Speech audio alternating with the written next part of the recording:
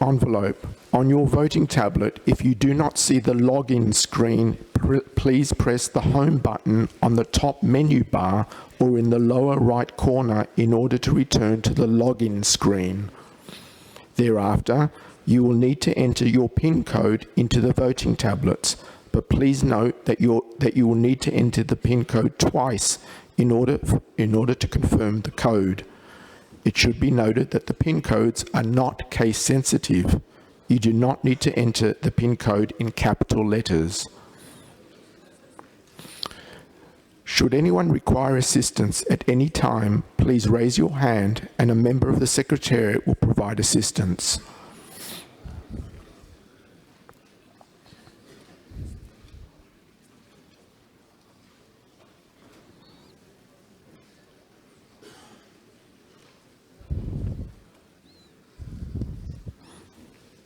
Please be assured that sufficient time is allocated for the submission of the ballots. I will inform you when we are approaching the end of the voting session. This is a reminder that in order to view all the candidates on the ballot, you will need to scroll up and down the list by touching the scroll bar. This was explained as part of the earlier video presentation. Although the names of candidates are listed in all 6 official United Nations languages, the ordering of the candidates on the ballot is shown according to the English language alphabetical order. Delegates will need to use the scroll bar to view the names of those candidate countries that are lower down on the list. Delegates are also reminded that for this Part 1 vote, you retain the option to vote for up to and including 11 candidates on the ballot. The choice is entirely yours. Likewise, in order to submit a blank ballot, you are reminded that you can simply just click the blue continue icon without selecting any candidates if that is your choice. I wish to remind everyone that in order to complete the voting process, you will need to click the blue continue icon, whereupon you will see a confirmation page. If you are sure of your selections, you can click the submit button. However, if you wish to modify your selections, you can click on the grey change button. Thereafter, once you are sure of your selections, you will need to click the submit button.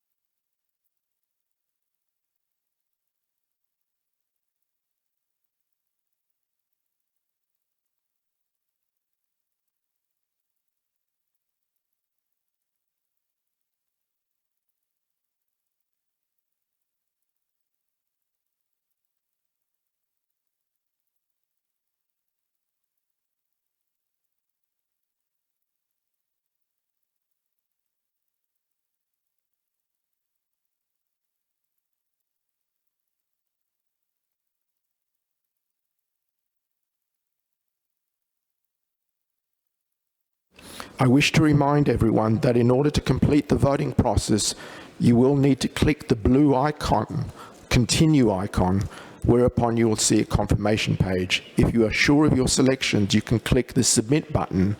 However, if you wish to modify your selections, you can click on the grey change icon. Thereafter, once you are sure of your selections, you will need to click the submit icon.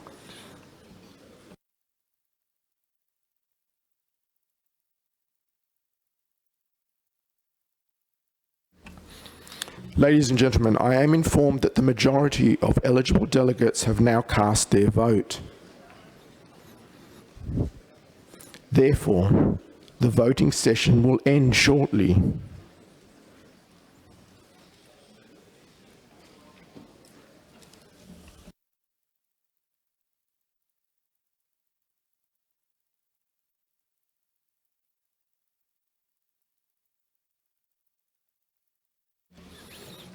We have confirmation that the majority of delegates have now voted.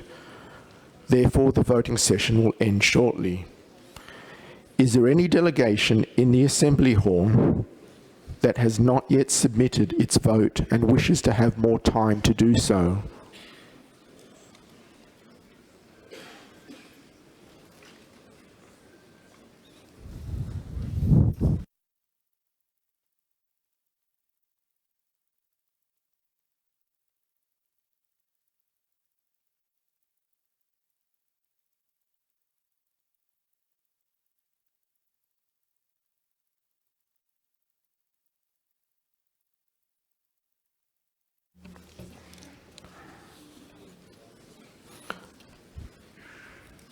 Once again, is there any delegation in the Assembly Hall that has not yet submitted its vote?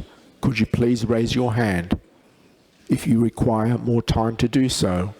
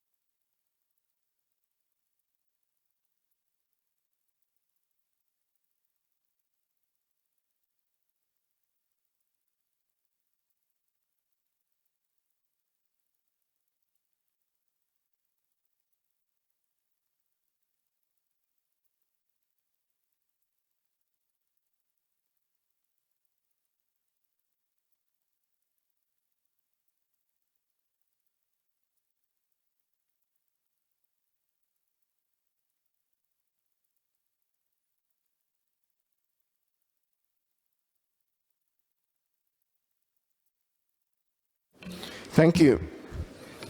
We have confirmation that all ballots have now been submitted.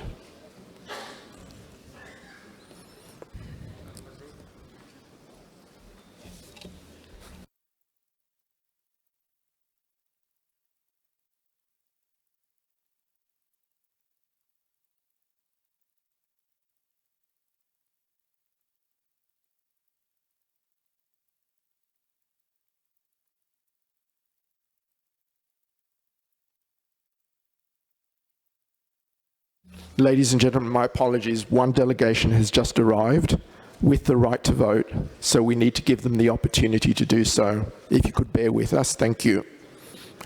Obviously, we won't mention the name of that country. Thank you.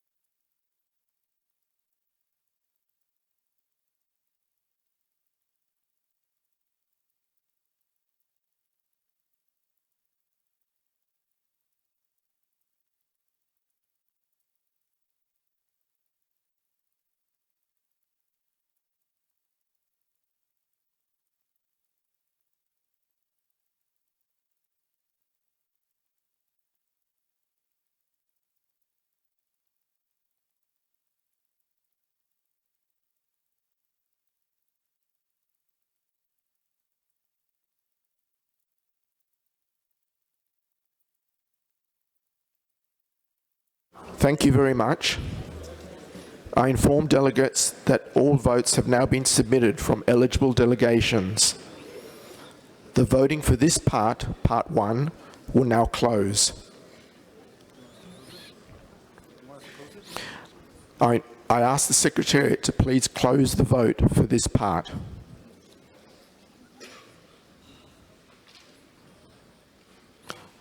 The voting session is being closed, which means that no further ballots can be submitted. The results will be displayed shortly.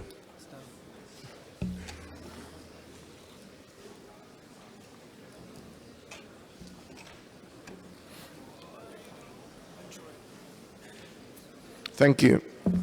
Ladies and gentlemen, as you can see, the results are as follows. Australia, 150 votes. Brazil, 157 votes. Canada, 146 votes. China, 160 votes. France, 153 votes. Germany, 150 votes. Italy, 160 votes. Japan, 159 votes. Russian Federation, 147 votes. United Kingdom, 144 votes. United States, 149 votes. There were no blank votes submitted. Accordingly, we can declare all 11 candidates elected to Part 1. Thank you.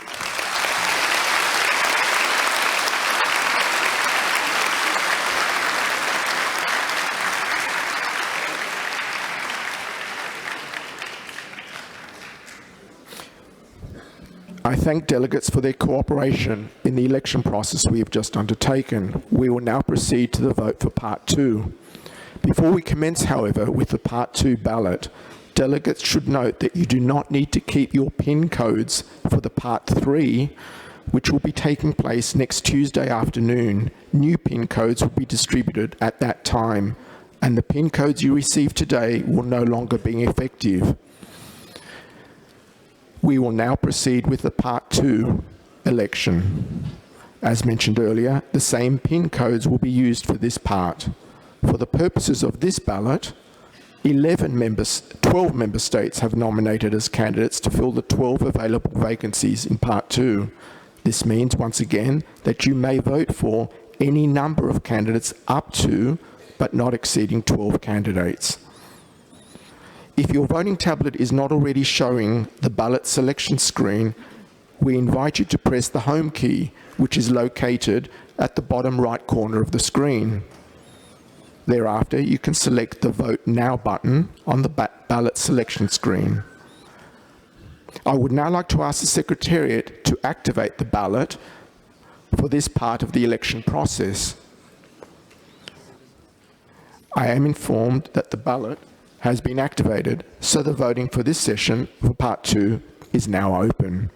Please remember, as just mentioned, that if you have not already done so, you need to click the Vote Now button to go to the ballot for Part 2.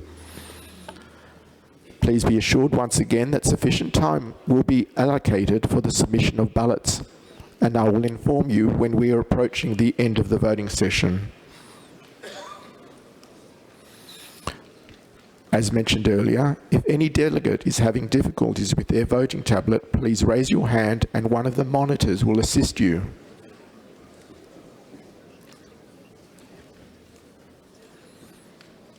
This is a reminder that in order to view all the candidates on the ballot, you will need to scroll up and down the list by touching the scroll bar.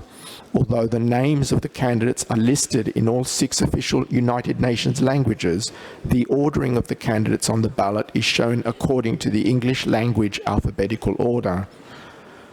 Delegates will need to use the scroll bar to view the names of those candidates that are lower down on the ballot. Delegates are also reminded that for this Part 2 vote, you retain the option to vote for up to and including 12 candidates on the ballot. The choice is entirely yours. Likewise, In order to submit a blank ballot, you are reminded that you just simply click the Submit Ballot option without selecting any candidates if that is your preference.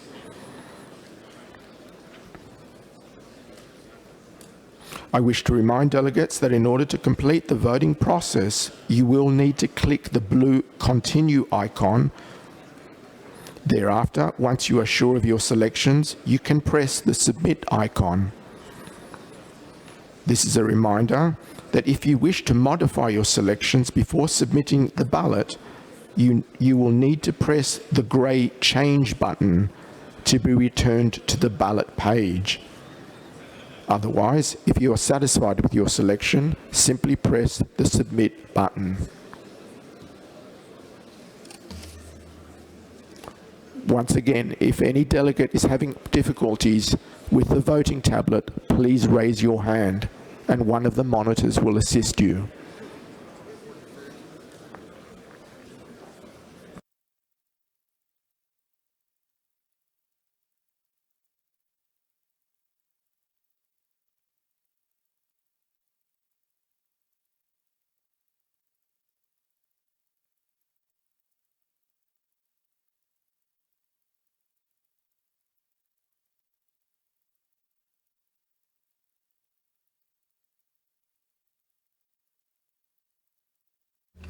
I am informed that the majority of eligible delegates have cast their vote.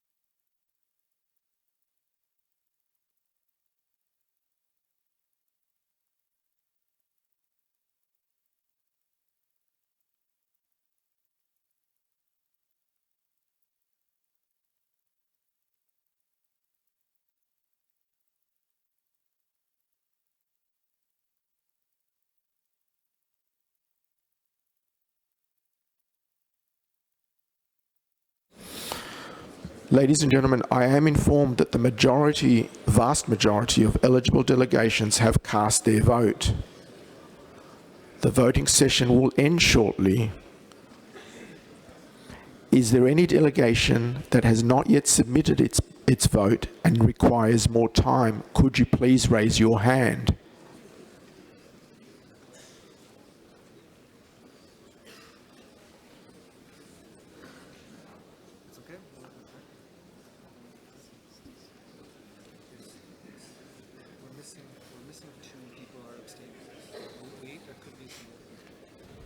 Once again, is there any delegation that requires more time? Could you please raise your hand?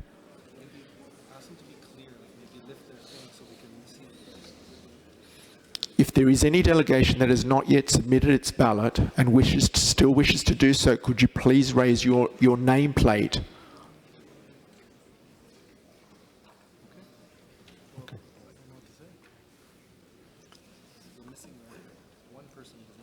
Okay, so. Thank you.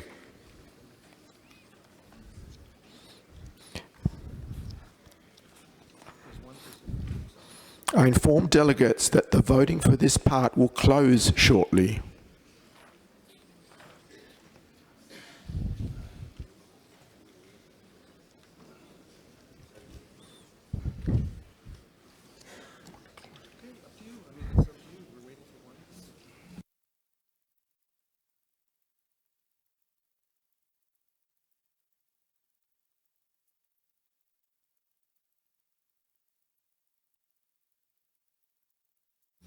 Thank you. I now declare that the voting session is being closed, which means that no further ballots can be submitted. The results will be displayed shortly.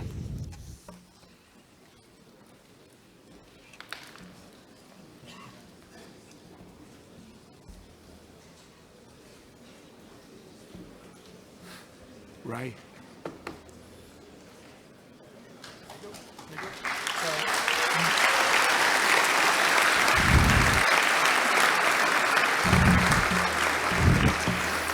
Thank you. For the record, I wish to announce that the votes have been cast as follows.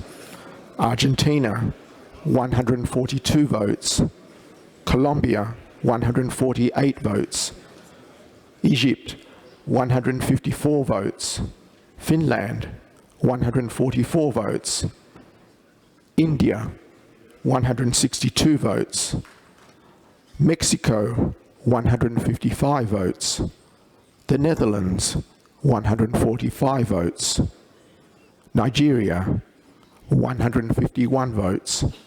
Saudi Arabia, 145 votes. Singapore, 165 votes. South Africa, 148 votes. Spain, 151 votes. There were no blank votes. All 12 candidate countries have been declared officially elected. Congratulations.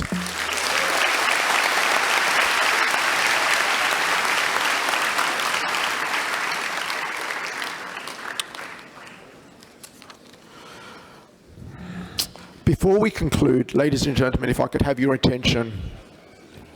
Before we conclude this voting session, we would now like to invite a representative of the external audit firm, BDO, who have been present throughout this voting process and in the weeks leading up to this process.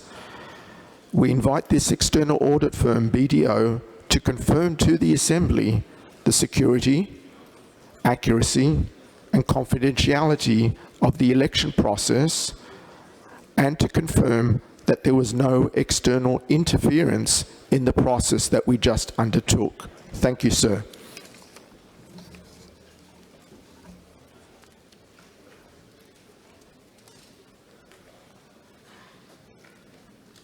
Good morning, ladies and gentlemen.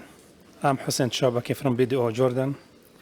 With the cooperation with the BDO Canada, we have been engaged to review and certify the security and accuracy and confidentiality of the electronic voting system. EVS, as a part of the election of the International Civil Aviation Organization. Our work covered the security controls regarding the suppliers of the AVS, that's called assembly voting, and the security controls regarding the voting tablets, the network, and the PINs, with personal identification numbers as well. We delivered a report on September 12, 2019, that confirmed all our procedures that we have done. That include our observation and conclusion. We didn't find any significant issues regarding the security, accuracy, and confidentiality of the electronic voting system.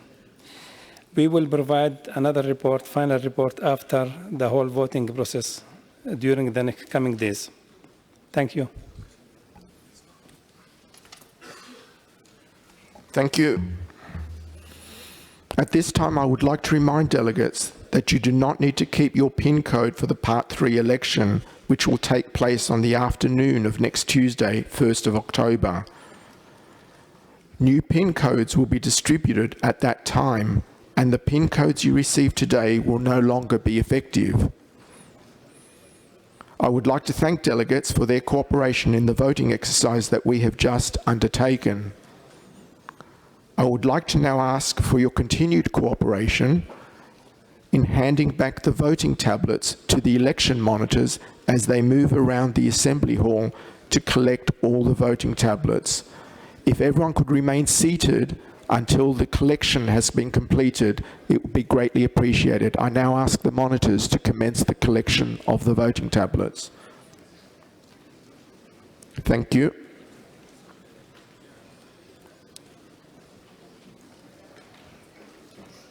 Once again, ladies and gentlemen, if you could remain seated while the collection of the voting tablets is completed.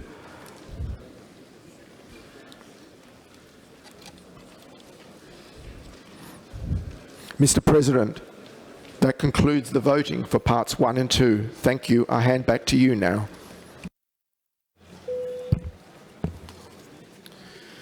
Thank you very much. I take this opportunity as well to congratulate all the member states that have been elected to the Council. And on behalf of the Assembly, I wish to express the confidence we have that the representatives to the Council will work in the best interests of all member states of the organization as well as for the global aviation community. Delegates, please note that it is now 7 minutes after 10. Therefore, in accordance with the rules of procedure for the Assembly, candidatures for Part 3 of the election should be sent to the Office of the Secretary General before the same hour on Monday, 30th September 2019. In relation to the Part 3 vote, delegates are reminded that this is scheduled to take place here in the Assembly Hall next Tuesday, 1st October 2019 at 1400 hours. Delegates will now proceed to Agenda Item 8, Statements by Delegations. Before doing so, I would like, however, to request those who need to leave the Assembly Hall to do so quietly and respectfully to those distinguished representatives who will now be invited to deliver their statements to the Assembly.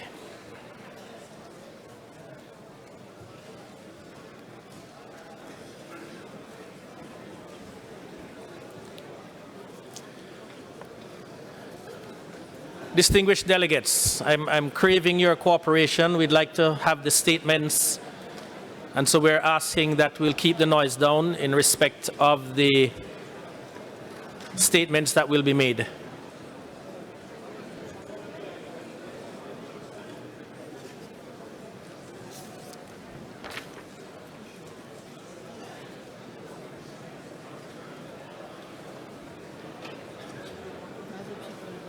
I know.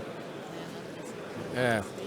Delegates, we're about to begin the statements. Again, I crave your indulgence.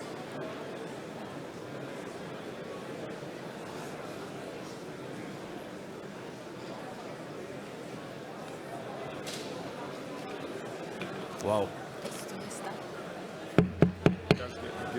Yeah, I know. We just started asking to speak. Yeah.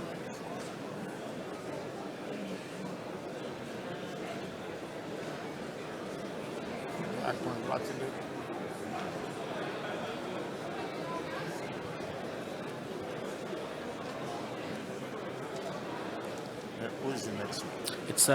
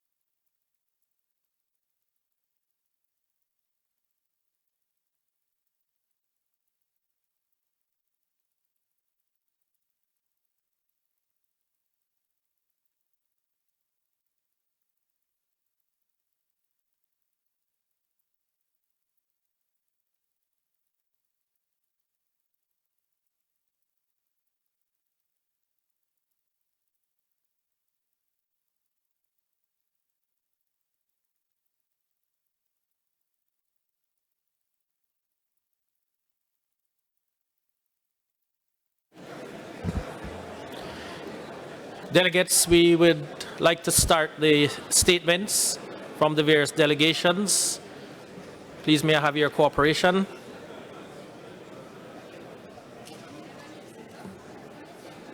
Ladies and gentlemen, please leave the room if you do not intend to stay. We need to proceed with statements by delegations. Those of you that are staying, we ask that you take your seats. Please be respectful to the delegations that are about to take the floor. Thank you.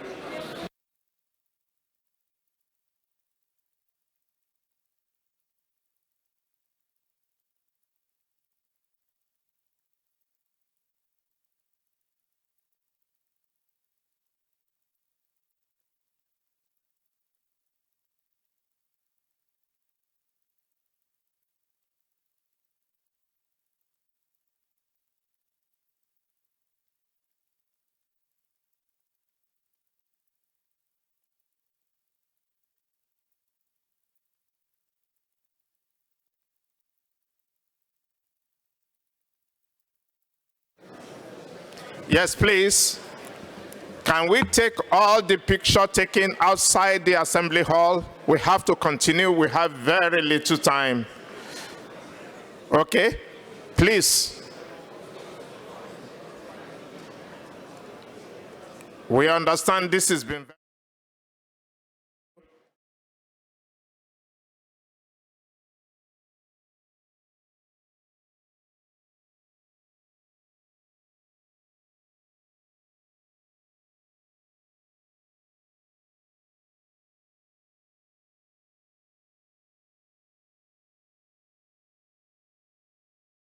I now call on the distinguished delegate of the Republic of Korea to take the floor.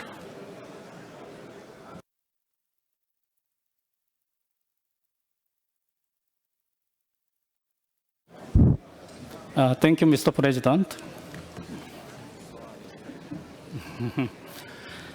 Mr. Nally Williams Singh, President of the Assembly, Dr. Liu, President of the ICAO Council, Dr. Fang Liu, Secretary General, and distinguished delegates. Good morning.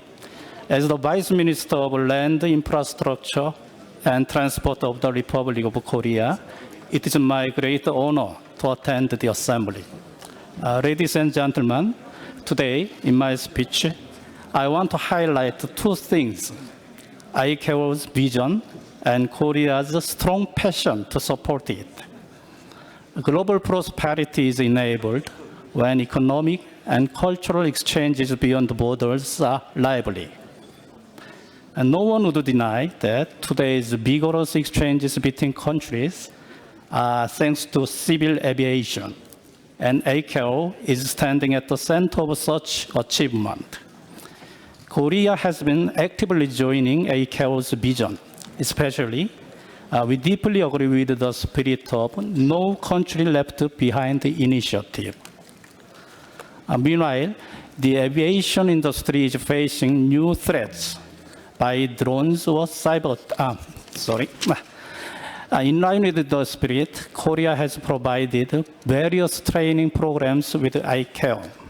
We will continue the program until everyone gets the benefits of the education. Since 2001, Korea has offered fellowship training programs.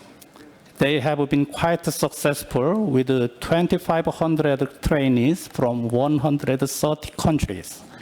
Based on this success, we will launch master's degree program next year to nurture aviation professionals. On top of that, Korea has provided various safety-related software programs for ICAO member states, such as Safety Management Information System and the use of online framework. As you may know, Korea is an IT powerhouse. We are doing a lot of research on big data and AI.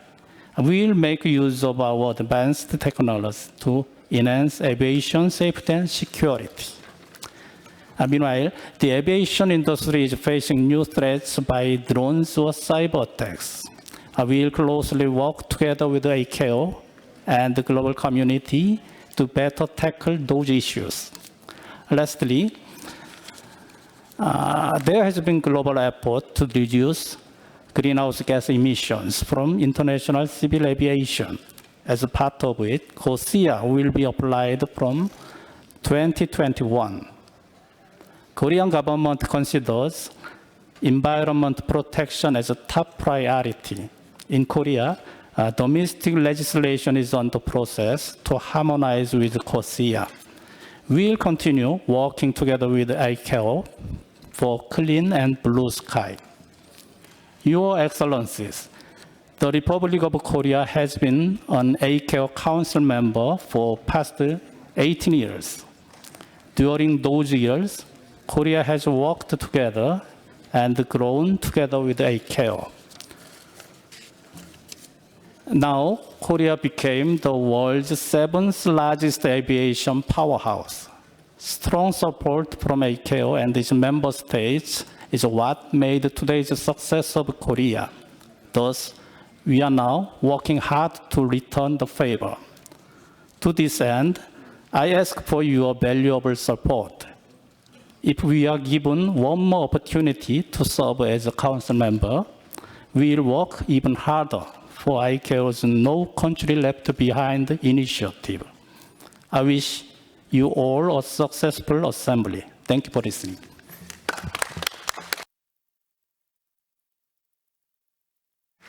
Thank you. The distinguished delegate of Greece, you have the floor.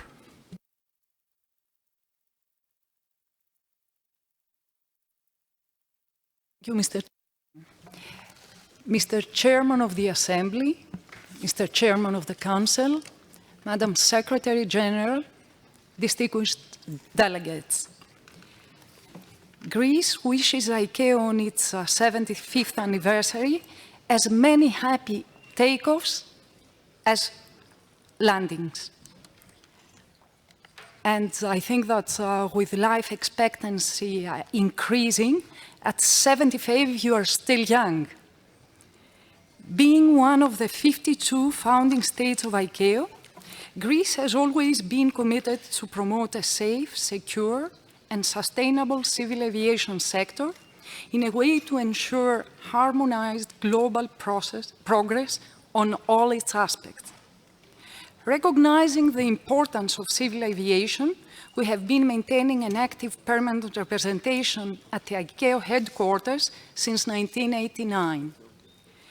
Having never served as a member on the Council after 75 years of membership and 30 years of active presence in ICAO, Greece has now the opportunity to try and apply the experience that it has gathered through the years of its observer status.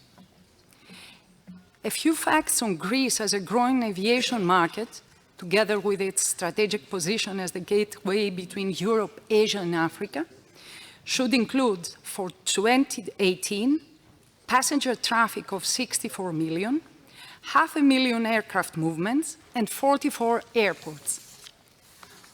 On the one hand, reflecting a legitimate desire about holding a more active role in the organization, and on the other hand, responding to ICAO's encouragement to pursue a seat on the Council through a rotation group, Greece is seeking your support on behalf of one of the largest regional rotation groups. Expanding from the north to the southeast corner of Europe, Bulgaria, Cyprus, Czechia, Hungary, Lithuania, Poland, Romania, Slovakia, Slovenia are committed to add their experience to the common effort. CERG was founded as a group in 1993, and its states have reached in 2018 a total of 2.3 million aircraft movements, 284 million passengers, and over 100 airports with international traffic. In 2018, CERG air traffic amounted to 20% of the total movements of the ICAO area. We all believe that the aviation sector needs to be profoundly integrated, dynamic, and encompassing the current technological and innovative changes. The speed and the sophistication of the changes inevitably pose significant challenges to states and operators alike. This is why we should go hand in hand, bridging the gaps and empowering those who are making the effort through important initiatives such as No Country Left Behind. ICAO should be very proud of proving its leadership on mitigating the climate impacts of international aviation. From our side, we are ready to build on the work of ICAO and do our best in cooperation with all member states, aiming at a comprehensive implementation through effective and ambitious national policies. Aviation security lies at the heart of the ICAO activities, and we believe that over the next triennium, it will be essential for the organization to redouble our efforts towards capacity building in all member states in order to ensure the most optimal aviation security outcome for the traveling public.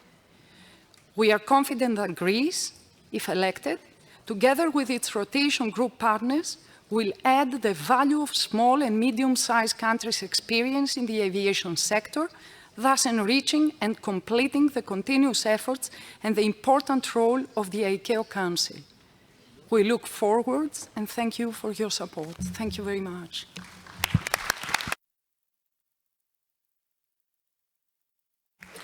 Thank you. I now call on the distinguished delegate of Jamaica to take the floor.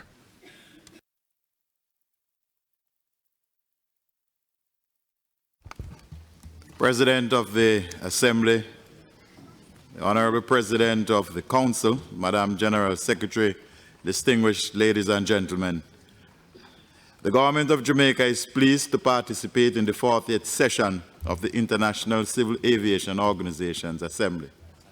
This gathering presents an important opportunity for the organization, its 193 member states, and the many international organizations represented, to reflect on the organization's and the industry's achievements and success to date. Similarly, this presents an important occasion to reflect on recent experiences and lessons learned in the aviation industry. Our reflection on this Jubilee year provides an important context as the ICAO Assembly moves towards establishing the international policies for the 2020-2023 period, a period which will present its own opportunities and challenges for all member states. Jamaica, being a state with a rich aviation history, buoyant tourism sector, and beneficial geographical positioning, continues to expand its support for technological development and industry modernization. To this end, in 2016, Jamaica initiated an air navigation services modernization program in keeping with ICAO's global air navigation and safety plans, as well as the Caribbean's regional objectives. Under this initiative, 3 radar upgrades, 2 new state-of-the-art standalone air traffic control towers were commissioned into service at the island's 2 main international airports, with a modern ATC facility with 3 layers of redundancy being commissioned in 2018.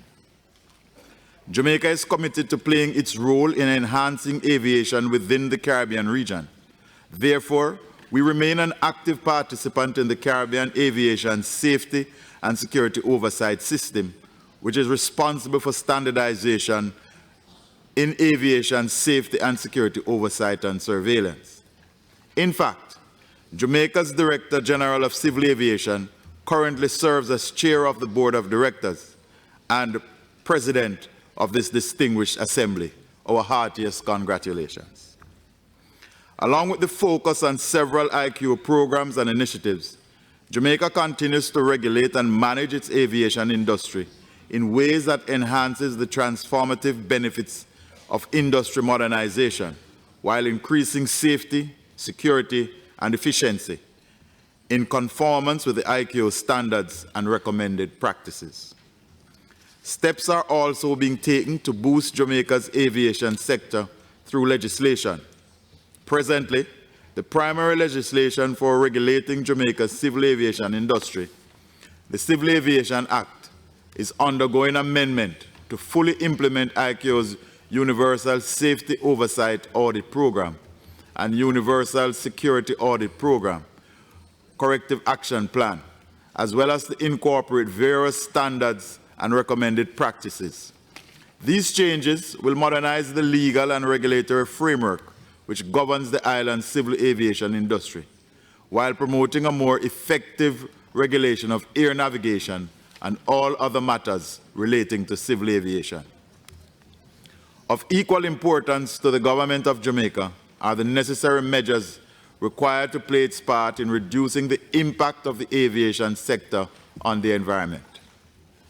We recall that the 38th Assembly saw to the adoption of global market-based measures to address carbon emissions from international aviation.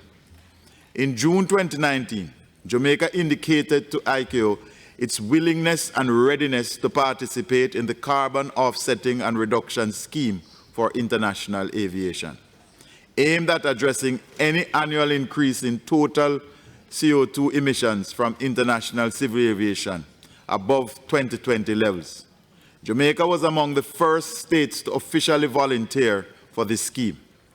In April 2018, a flagship project was launched at the Norman Manley International Airport under the theme Transforming the Global Aviation Sector, Emissions Reductions from International Aviation.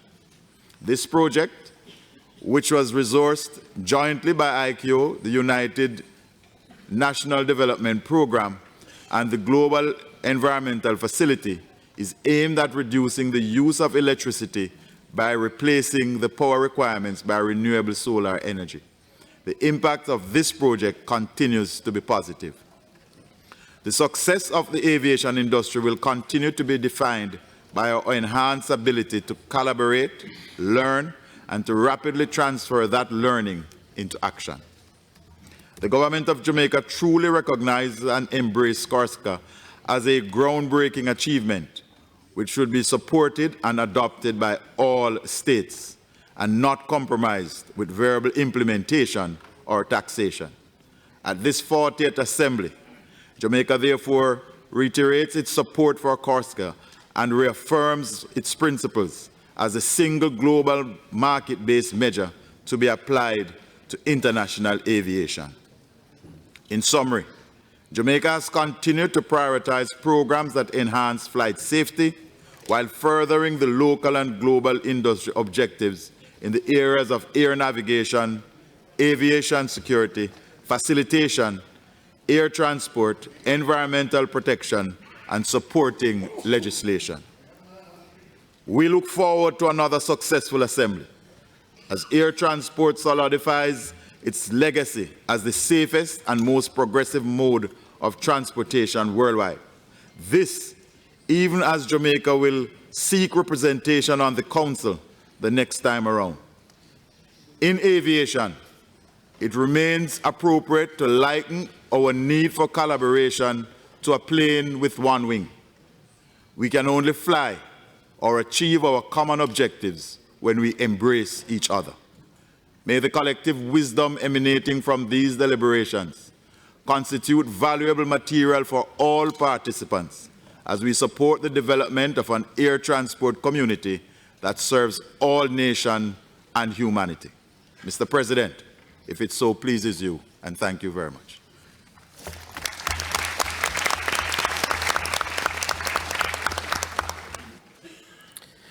The distinguished delegate of Malaysia, you have the floor. Thank you. President of the 40th session of the Assembly, the President of the Council and the Secretary General of the ICAO, Honorable Heads of Delegation, ladies and gentlemen, a very good morning to all of you. It is indeed an honor for me to represent Malaysia and address this 40th session of the ICAO Assembly. Let me also take this opportunity to convey our appreciation for the warm hospitality here in Montreal. And congratulations to all member states that have been elected in Part 1 and Part 2. We are here today in recognition of the leading role of ICAO in ensuring the safe and orderly development of international civil aviation. I take this opportunity to reaffirm the Malaysian government's commitment to the organization. Malaysia appreciates the work done by ICAO, and we assure you of our fullest support. Malaysia will continue to participate actively and support ICAO in its ongoing mission to support and enable a global air transport network and the strategic objective on safety, air navigation, security, air transport, and environmental protection. We have always prioritized compliance to ICAO and will continue with this practice. Malaysia also supports new initiatives and the adoption of new standards in shaping the future of global aviation. The government of Malaysia has established in February 2018 the Civil Aviation Authority of Malaysia, or CAAM, to replace the Department of Civil Aviation as a technical regulatory body. CAAM is empowered with necessary legislation, is autonomous and self-funded to provide effective safety and security and oversight. With this new structure, Malaysia will continue to ensure the highest standard of safety and security in compliance to ICAO and the Convention on International Civil Aviation. In line with ICAO's strategic objective of air navigation capacity and efficiency, Malaysia made a significant investment and commissioned a new Kuala Lumpur Air Traffic Control Center. This new center will sustain the rapidly expanding air traffic over the Kuala Lumpur Flight Information Region and facilitate 3 runway operations at Kuala Lumpur International Airport. With regard to our legal obligations, Malaysia has ratified the protocol to amend the Convention on Offences and certain other acts committed on board aircraft, MP14, and the protocol relating to an amendment to the Convention on International Civil Aviation, Article 50A, to increase the size of the Council from 36 to 40 members. We have also ratified the protocol of amendment to Article 56 to increase membership of the Air Navigation Commission from 19 to 21. On environment, we pledge to support ICAO's global market-based measures.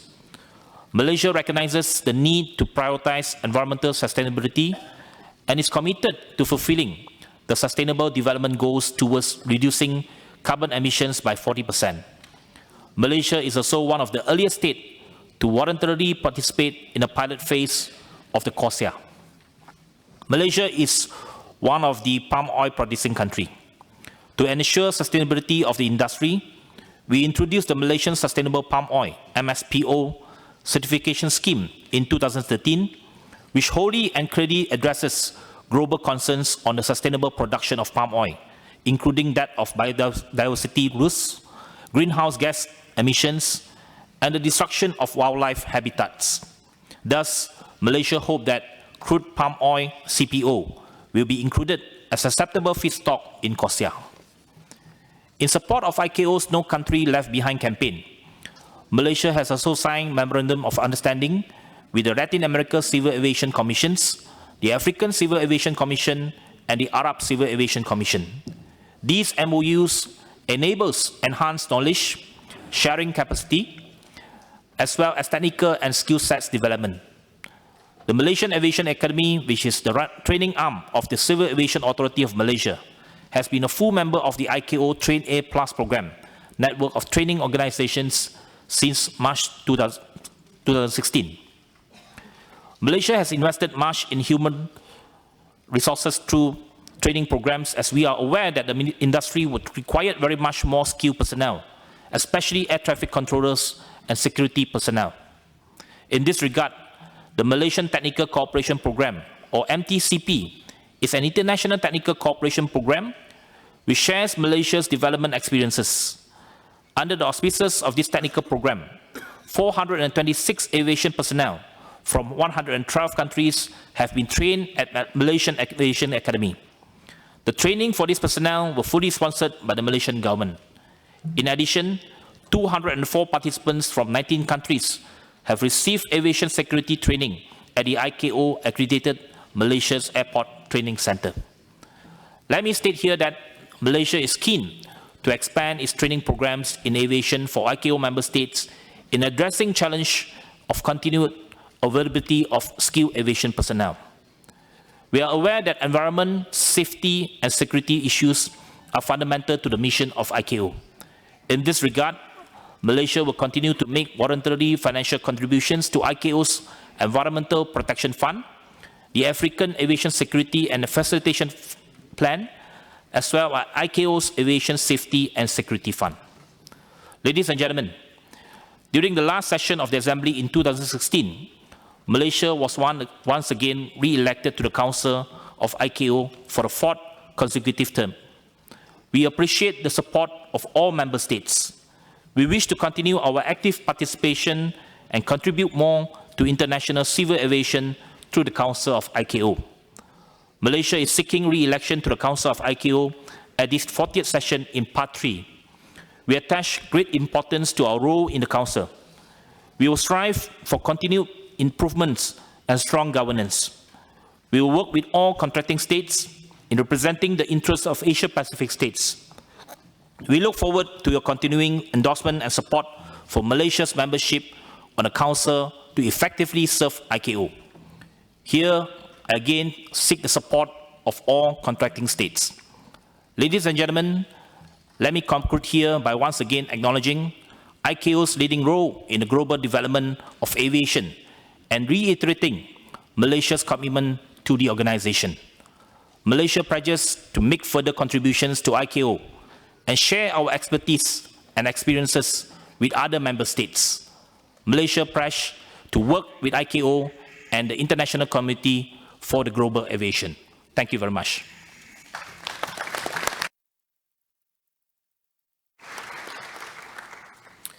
Thank you. I now give the floor to the distinguished delegate of Egypt. Bismillah ar-Rahman ar-Rahim. In the name of God, most merciful, most compassionate, President of the Council, Secretary General of ICAO, ladies and gentlemen, heads of delegation, delegates, good morning.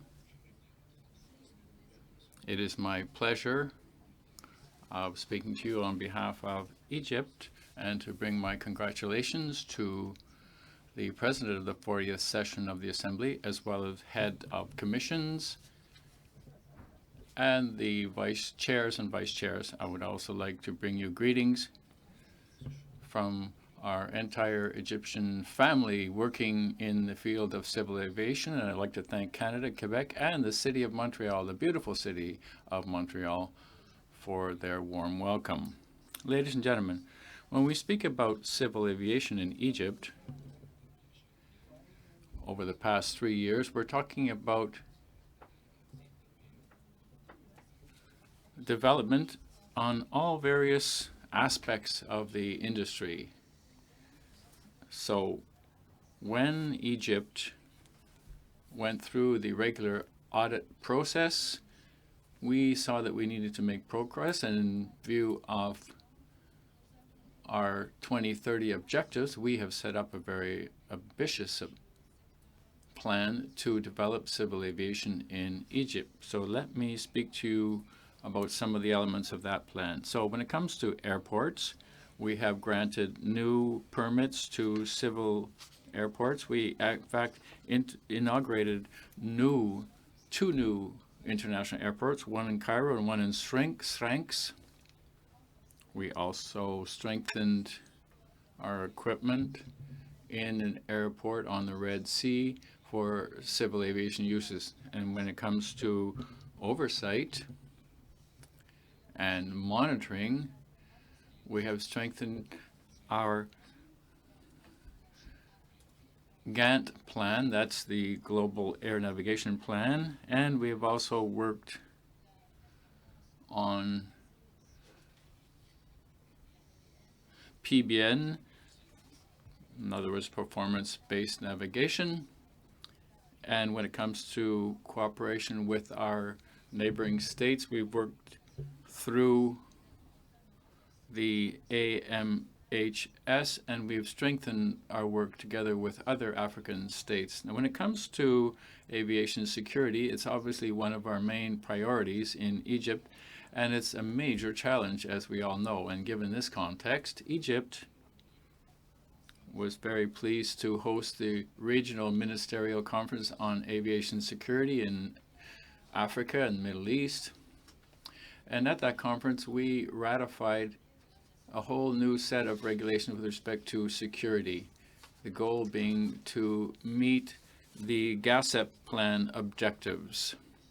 So Egypt strengthened its regulations in line with international norms and is working hard on developing its technology. It's trying to equip all our airports with explosive detection equipment in collaboration with the United States, the UK, and Germany, and other neighboring states. At the same time, we are also strengthening our overall security culture and our awareness amongst our staff, and that is reflected through the USAP program, Universal Safety Audit program, and we've actually passed that audit. And when it comes to new initiatives, we have provided states assistance to a number of states in the region, and we are in fact held one of the first training sessions when it comes to protection this was in Sudan and Syria, for protection and safety in easement areas, navigation areas. We provided training in this area. We also worked through the regional office for the Middle East, which is located in Cairo, a whole set of documents with respect to laser attacks and protection of wildlife. There we work together with Sudan and the UAE. Now, when it comes to the European Union, we have a joint European-Egyptian project, and we've actually signed an MOU with the European, I beg your pardon, countries through the EASA. And we also, at the same time, worked on hosting a whole series of technical meetings with respect to transportation and infrastructure. We are actually currently chairing the African Union, and so we are currently working on discussions related to a single African market. And so we've been working on a joint project with respect to ensuring that airspace above all our countries meets all the relevant regulations, and we're working together with the ACI on that. We've also been setting up a whole series of new operating areas, and using a whole range of preferential measures through a new action plan in order to limit emissions. Ladies and gentlemen, Egypt is working hard on developing air traffic. We are setting up a whole new range of operating plans. We have liberalized air traffic in our country, both for traffic and for equipment. We have signed a whole range of agreements, international agreements I might add, and we've also come forth with a whole new range of guidelines through legislation to protect consumers. And this is all in line with ICAO initiatives. We want to ensure that we are respecting relevant regulations and always operating in line with ICAO guidelines. For example, we are also members of a number of panels such as the Air Transport Economics and Statistics Panel, the ABSEC panel, and we're also on the board of IATA. Likewise, we have been working hard on our activities within IATA, and we are the vice president of the Runway Safety Working Group. That's in our region. So in conclusion, I would like to wish all of us great success at this 75th anniversary of ICAO and our 40th Assembly. We would like to thank you for your attention, and we'd like to reaffirm our commitment and state that we are ready to support all states, and we would ask that you support our candidacy to the Council for Part 3. Thank you very much. Thank you. Our next three states will be Zambia, United Arab Emirates, and Uganda. I now give the floor to the distinguished delegate of Zambia. Thank you very much.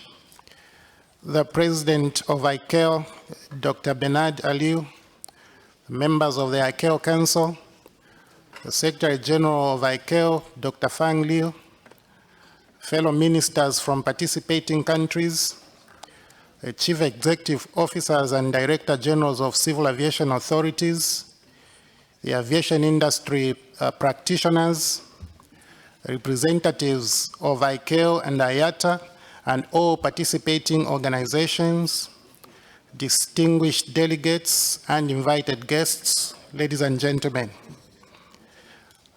I want to start by congratulating all the countries which have emerged victorious in today's elections. Let me also say I'm very privileged and honored to be speaking here on behalf of the Zambian people and the Zambian government, and indeed on my own behalf. Allow me to congratulate the leadership and staff of ICAO for hosting a very successful 40th ICAO Assembly here in Montreal, Canada. To you all, I say well done. Let me also take this opportunity to thank the Canadian people and the government of Canada for hosting this event, and a warm welcome according to my delegates and I since our arrival here in Montreal. Mr. President, distinguished delegates, ladies and gentlemen, air transport is certainly a critical sector which is key in enabling socio-economic development. Through its development, peoples, countries, businesses, and cultures are enabled to connect more easily and efficiently. This connection, therefore, creates a global interaction necessary to contribute to international economic growth. My government has a vision of transforming the nation into a prosperous middle-income country by the year 2030. This is espoused in our National Vision 2030 and the 7th National Development Plan. The aviation sector, in its economic catalytic role, has been identified as a critical contributor to the attainment of our national vision. Mr. President, our country is once again honored to be part of the 40th ICAO Assembly. We as a nation have enjoyed a warm and cordial relationship with ICAO since our joining the organization in 1964. The aviation sector of our country has experienced tremendous growth over the years through the support which has been offered to us by ICAO and other cooperating partners. This support has come in both technical and financial, for which we are deeply indebted to all of you, our partners. The government of the Republic of Zambia has a transport sector vision of transforming Zambia into a regional transport and logistics hub. To achieve this, we have adopted an intermodal transport approach from which the aviation sector will both contribute and benefit significantly. In order to promote the aviation sector and make it ready to effectively compete in the intermodal transport approach, my government has injected over 1.5 billion United States dollars into upgrading the aviation infrastructure in Zambia. This investment has included the modernization of Hari Mwanga Nkumbula International Airport in our tourist capital, Livingstone, a beautiful city which hosts one of the 7 wonders of the world, the Victoria Falls. This has already been completed and is operational, and I invite you to visit the Victoria Falls in Livingstone, Zambia. Further, we are upgrading the Kenneth Kaunda International Airport in our national capital, Lusaka, which is over 80% complete. Once completed, the facility will more than double its capacity to handle passengers and services annually. The government has not only taken to upgrading and modernizing existing infrastructure, but also building greenhouse airport infrastructure. This can be seen from the ongoing development of a new Simon Mwansaka Pwepwe International Airport, which is being constructed in Ndola, in the Copper Belt province of our copper producing country. Mr. President, the Zambian government is also improving other countryside airports and aerodromes to increase the aviation accessibility in the country. For example, Kasama Airport in the northern province of Zambia is under rehabilitation. And the Samora Machel military base in Mbala has been demilitarized to ensure access for all. Mr. President, let me now turn to our participation in the regional and global aviation. Because we understand and appreciate the importance of a safe and secure international civil aviation, and that this is largely dependent on cooperation and commitment of member states, Zambia will continue to commit herself to regional and global initiatives which are aimed at promoting and sustaining safety and security, including all aspects of aviation development, to take the industry to higher heights. Mr. President, Zambia has appointed an alternate representative for the SADC region based here at ICAO headquarters. Mr. Vincent Banda's position has ensured our participation in global development of the industry. Further, due to our strong interest and support for global environmental sustainability in the civil aviation development, we have volunteered to participate in the COSIA, and we have seconded an expert, Dr. Tassila Banda, to the ICAO Technical Advisory Body on COSIA. Mr. President, we are also making noticeable contributions at a regional level. As Mr. Gabriel Lesa, Director General of the Zambia Civil Aviation Authority, is a president of the African Civil Aviation Commission, AFCAC.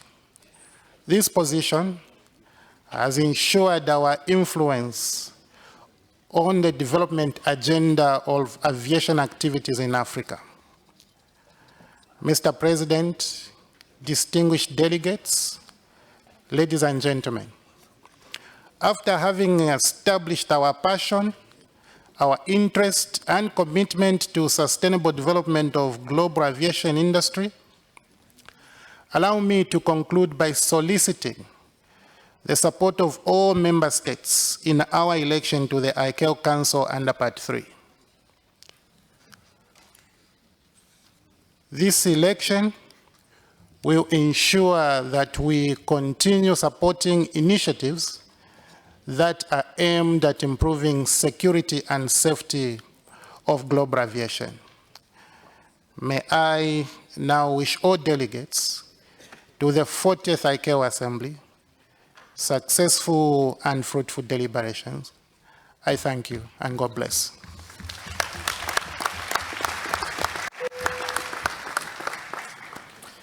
Thank you. I now call on the distinguished delegate of the United Arab Emirates to take the floor. الجمعية العامة الأربعين للآيكاو، سعادة رئيس مجلس الآيكاو.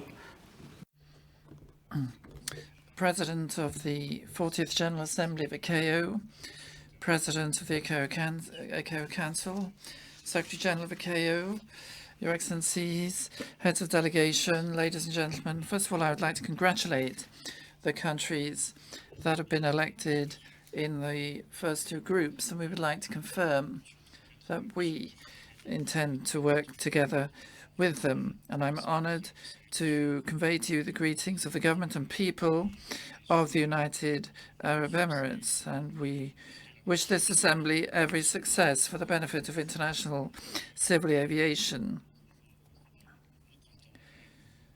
upon which we count, and we consider it a key pillar to support our country's economies. Since its establishment in 1971, the UAE's aviation and air transport sectors made very strong achievements. And in 2018, our airports received more than 134 million passengers. And Dubai International Airport is in the front rank now globally. We have the largest fleet of Boeing 777 and Airbus A380 worldwide, and our company covers some 224 cities in 118 countries, one of the largest aviation networks in the world, in addition to having more than 52 universities, colleges, and institutes specializing in the field of civil aviation, not to mention the factories and plants that develop the necessary equipment for Boeing, Airbus, and other companies. We're convinced that with growth comes responsibility towards others. According to the OECD reports for several years, 2013, 2014, and 2016, the UAE ranked first in the world as the largest donor of official development aid in terms of gross national income, amounting to some $5.8 billion annually. In the field of civil aviation and as an active member of ICAO, the United Arab Emirates contribute some $9 million annually to assist other ICAO member states through several initiatives that place emphasis on capacity building, training, and technical assistance, such as the ICAO Ready initiative, which seeks to ensure that no country is left behind, providing assistance to states who need it to ensure that they can comply with safety and security standards. And since the inception of this program, we've assisted more than 20 countries. We're convinced that human beings are at the core of any development, and we've therefore launched an initiative to upskill civil aviation personnel in a number of member states. And indeed, we've managed to train more than 5,400 trainees from different countries since 2011. Since we also need to work for empowerment of women, we've launched an international program for the training of more than 1,000 women from various countries around the world. We didn't stop there.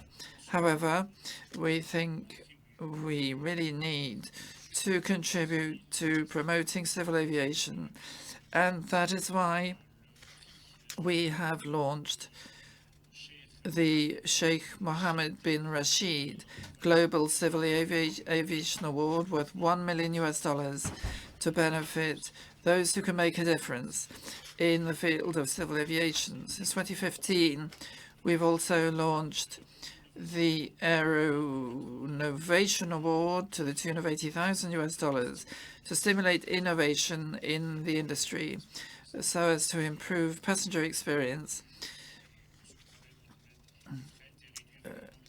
safety standards and reduce emissions. In the field of environment, the United Arab Emirates have become a permanent member of CAEP, the Council of Aviation Environment Protection, and we continue to support the committee with 8 experts in 5 major working groups. We also support to the NGAP initiative, and we've provided training for 2,000 young men and women since 2015.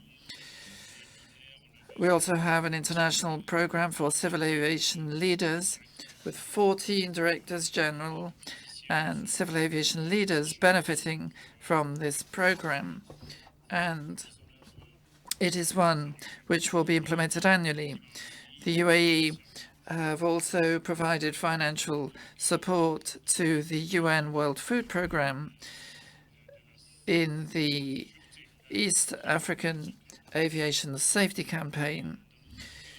We have also launched the Global Investment in Aviation Summit, which is the only platform of its kind, allowing investors to discover investment opportunities in the field of civil aviation with banks, regional organizations, and law firms attending. And the next such event will take place from the 28th to the 29th of January 2020 in Dubai. We are also organizing the Dubai Airshow every 2 years. It is one of the largest such exhibitions around the world. We also support ICAO in various other areas, such as the UMEX conference and a summit which allowed us to adopt the Dubai Cybersecurity Declaration.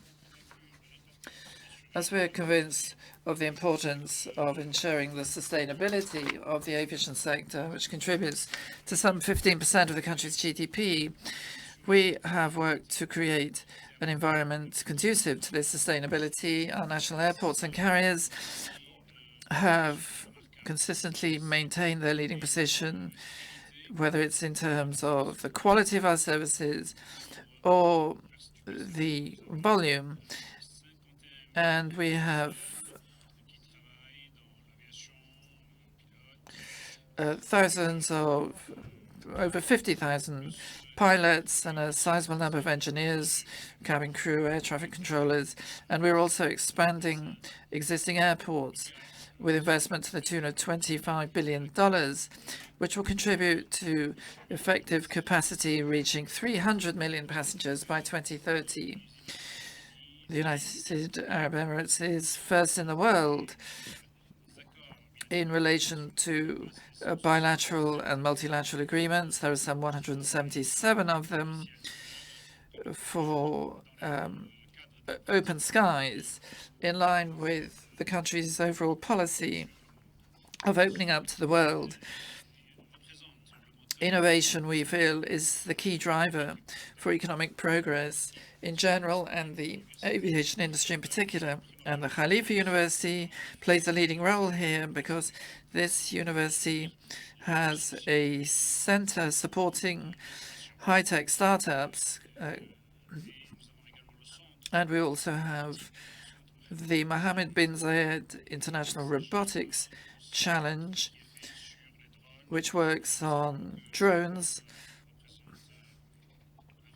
We know that they pose a real safety hazard. So we're working on that topic as well. In conclusion, let me assure of the UAE's commitment to maintaining a safe, secure and sustainable international civil aviation sector. We would also like to continue contributing as a member state of the ICAO Council in Part 3 for the period 2019-2022. We would also like to host you this evening at the event which we're organizing at the Windsor Station Hotel. Thank you very much. We wish you every success in your deliberations. Thank you. The distinguished delegate of Uganda, you now have the floor.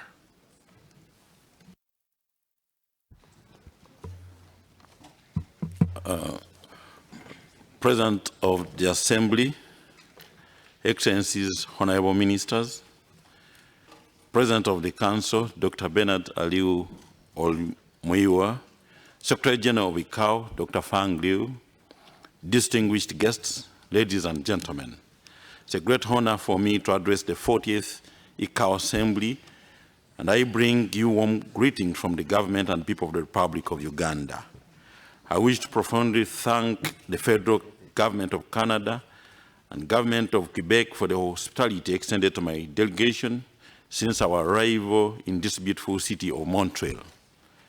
Mr. President, my country Uganda was once described by Sir Winston Churchill as the Pearl of Africa because of its unprecedented beauty and natural endowment.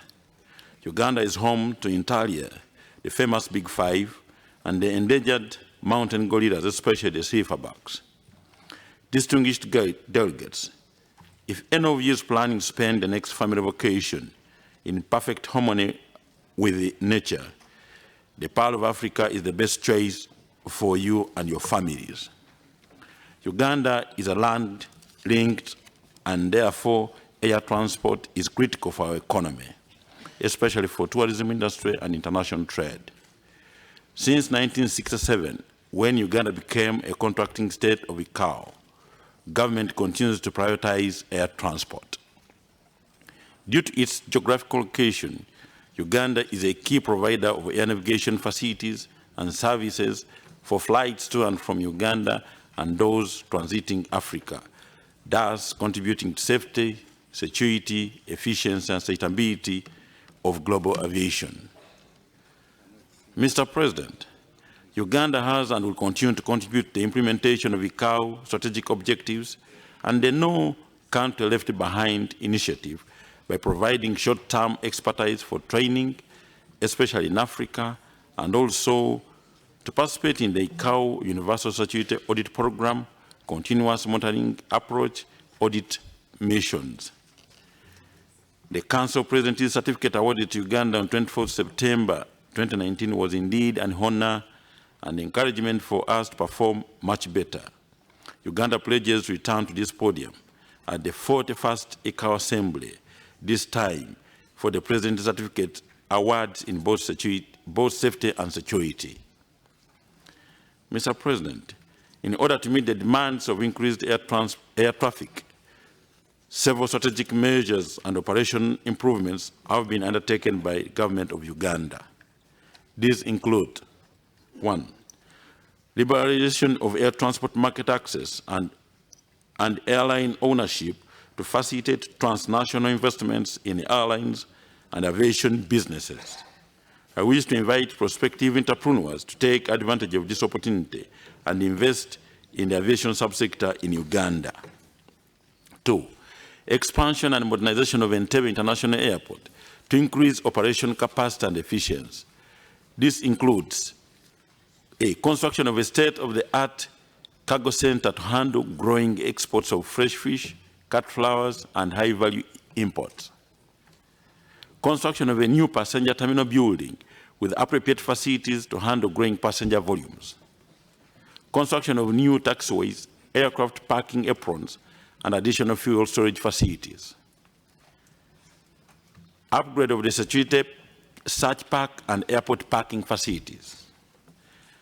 Mr. President, the government has taken a cautious but well-informed decision to revive the national airline, to improve and facilitate movement of passengers and cargo, both on regional and international routes. In order to continuously provide training to civil aviation professionals and enhance human resource capacity within the region, the East African Civil Aviation Academy, located in eastern Uganda, is being revamped. Government has also embarked on the process of establishing another aviation training facilities at Entebbe International Airport and other parts of the country. Significant investment has been undertaken to improve air navigation services in line with global and regional air navigation plans, thus enabling the following.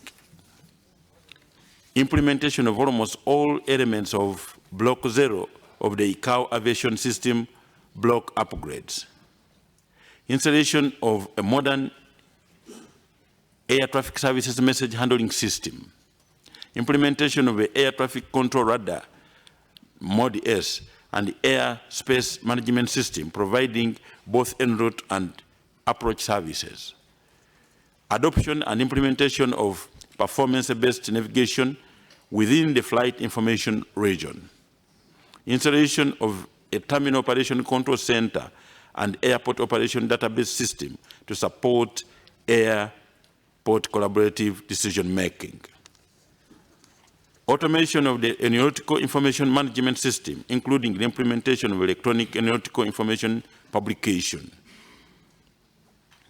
A national search and rescue plan was concluded, and regional search and rescue agreements have been signed with partner states of the East African Community. A new international airport is under construction in western Uganda, purposed to serve the oil-rich Albertine region.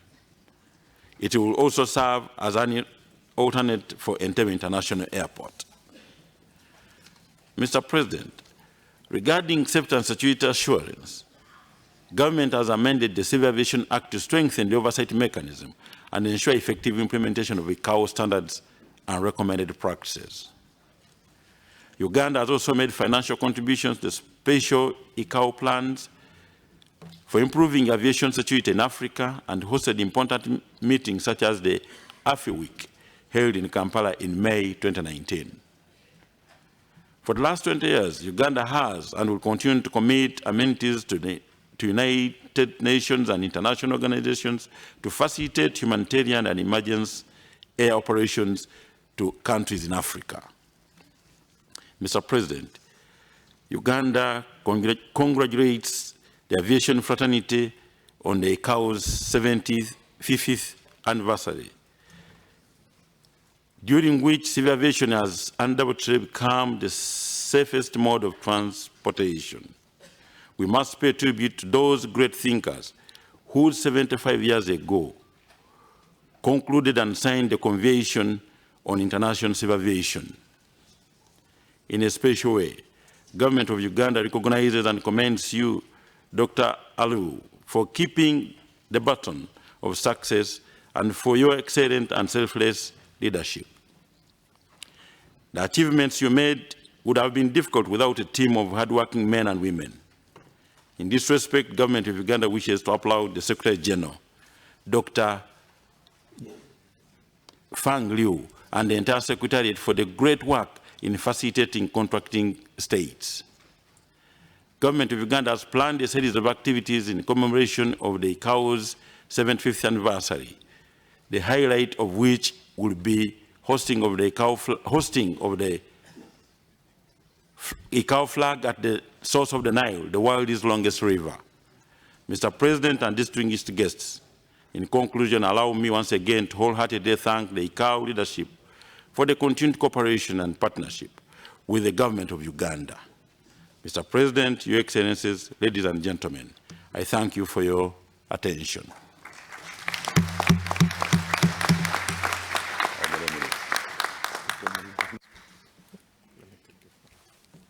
President Aliyu. Distinguished delegates, dear colleagues, with all due respect to all our member states, we've made it very clear right from the beginning, instruction given, and at every point the request is being put as to whether it is possible to distribute promotional materials in this assembly hall. The instruction has been to the Administration Bureau, those people responsible for the assembly, and the member states that have made the request that it no. Traditionally, all states have the responsibility and they have the discretion to undertake their promotional activities and informal receptions and to do all they need to do during those periods. It has come to my attention that despite this instruction, 2 states have distributed some things in this assembly hall. This has to stop. There is no need to go against the instruction that has been given, in which some states have adhered to that instruction, and for any state not to adhere to the same instruction. These are sensitive issues. We've just had a series of elections done, and we'll have another set of elections to be done on Tuesday. Please, any state that intends to promote his candidature or to even express appreciation just for the participation at this assembly, do it outside the assembly hall at the informal settings that have been reserved for that. Should you wish to do any of such, please contact the Office of the Secretary General. I think it is not right that we apply different standards to different states. I think this has to stop, please.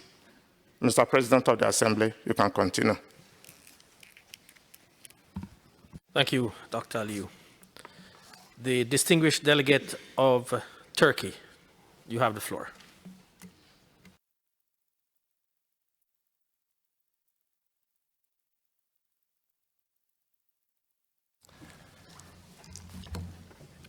President of the Assembly, President of the Council, Honorable Ministers, Director Generals, esteemed Secretary Generals, ladies and gentlemen, it's indeed a great pleasure for me to speak on behalf of my country on the occasion of the 40th General Assembly of the ICAO and 75th anniversary of the Chicago Convention.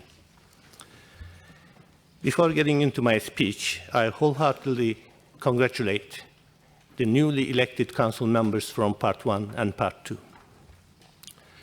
Turkey is the founding member of ICAO. Since having ratified the Chicago Convention on June 5, 1945, it has always been fully committed to ICAO principles towards setting global standards and guidance for civil aviation, safety, security, efficiency, and environmental sustainability. This is especially true today. Turkey makes every effort in supporting the strategic objectives of ICAO and works closely with all countries and aviation partners to achieve universal goals in civil aviation set by ICAO. Raising its representation by maintaining a permanent delegation in ICAO headquarters since 1990, Turkey is represented for a second term at the Council and participates to the ANC as an observer. The importance which Turkey attributes to achieving the strategic goals set by ICAO can also be traced in its efforts for regional cooperation in aviation. Turkey provides assistance on aviation safety and security issues to many states in its neighboring region and beyond, in particular in Africa, in line with the ICAO initiative, No Country Left Behind. Turkey's comprehensive efforts include technical support, training, provision of equipment. In fact, only in 2015, 2 memoranda of understanding were signed with ICAO in order to contribute to ICAO global and regional initiatives. As a member of the European Civil Aviation Conference, the European Organization for the Safety and Air Navigation. It currently holds key posts in ICAO, Coordination Committee member, and in Eurocontrol Provisional Council Presidency. It has also founded Black Sea Caspian Group in 2013 to enhance regional cooperation within ICAO and ICAO. Apart from Turkey's diligence and fulfilling its responsibilities in this area and contributing to achieving the highest standards possible, one other driving factor has been the outstanding progress established in every aspect of civil aviation, especially over the last 15 years. In this context, significant trust came in 2003 with the decision of the Turkish government to reform, liberalize, and restructure its aviation sector with the mottos of every Turkish citizen will fly at least once and airways will be public ways. This vision has come true today as passenger, cargo, and aircraft traffic increased nearly fivefold since 2003.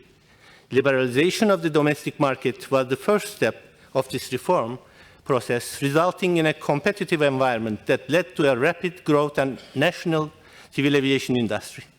Over the past years, Turkey, which has developed a comprehensive, competitive, and modern aviation sector, accompanied by highly competent technical institutions and professionals, has become one of the leading countries in the field of civil aviation. This leap has enabled Turkey to acquire the experience and knowledge to make a significant contribution to the governance of civil aviation as a member of the Council since 2016, where Turkey played a bridging role between developing and developed countries. Moreover, Turkey has become one of the most important contributors to the development of the global aviation system, not only in terms of passenger and aircraft traffic figures, but also in terms of safety and security. Here is just a glimpse of where Turkey stands today. Turkey now ranks 11th and 12th worldwide in ton kilometer and passenger kilometers, respectively performed on scheduled services. Turkey's geographic advantages speak for themselves. It has an airspace at the crossroads of three continents. Istanbul is ideally located as an aviation hub, as 40 countries can connect it with Istanbul within 3 hours and 60 countries within 5 hours of flight. Turkey today is the 6th most visited holiday destination in the world, with around 40 million tourists per year. Turkish total civil aviation revenue increased from $2.2 billion in 2003 to $27.2 billion in 2018. From 51 international airports, Turkey air carriers served 97.2 million international passengers to 325 international scheduled destinations.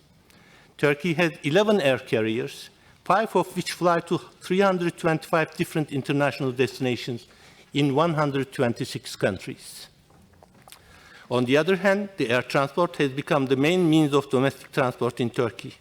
Inauguration of new Istanbul Airport's first phase with 90 million annual passenger capacity on October 29, 2018, was an important milestone in Turkish civil aviation history.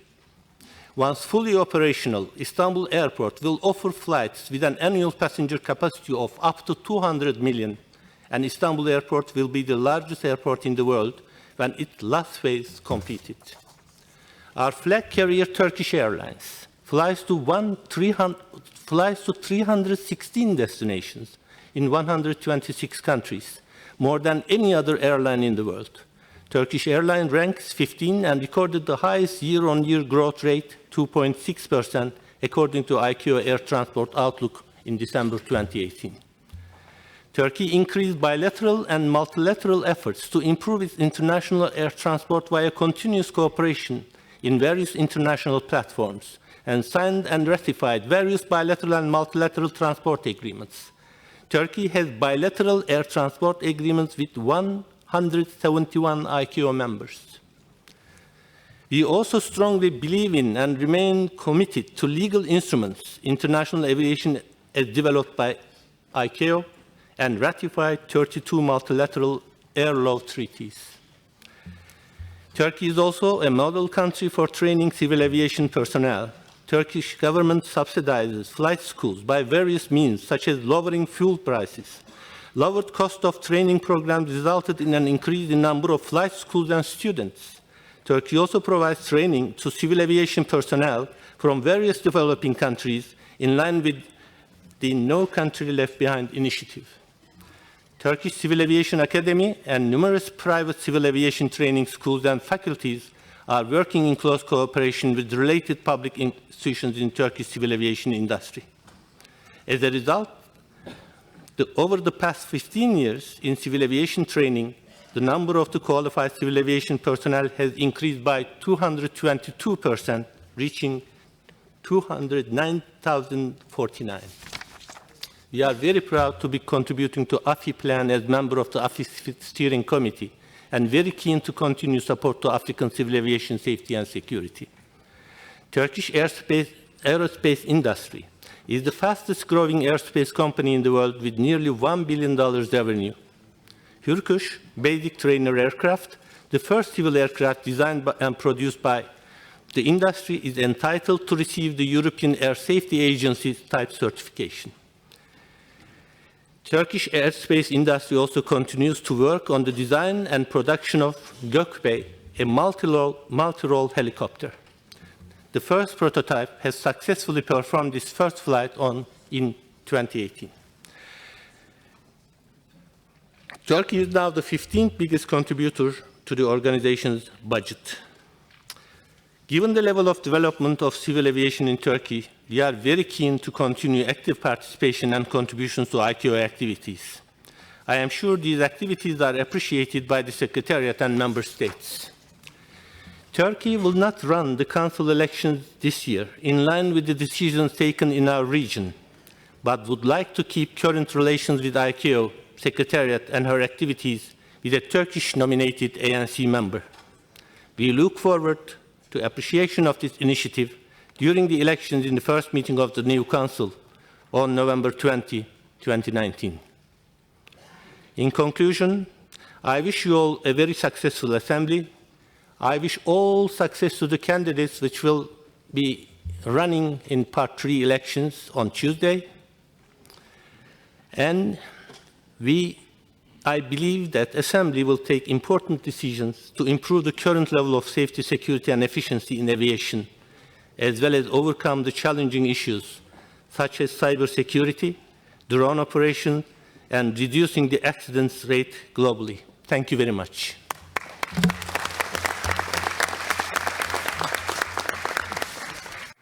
Thank you. The distinguished delegate of Angola, you now have the floor.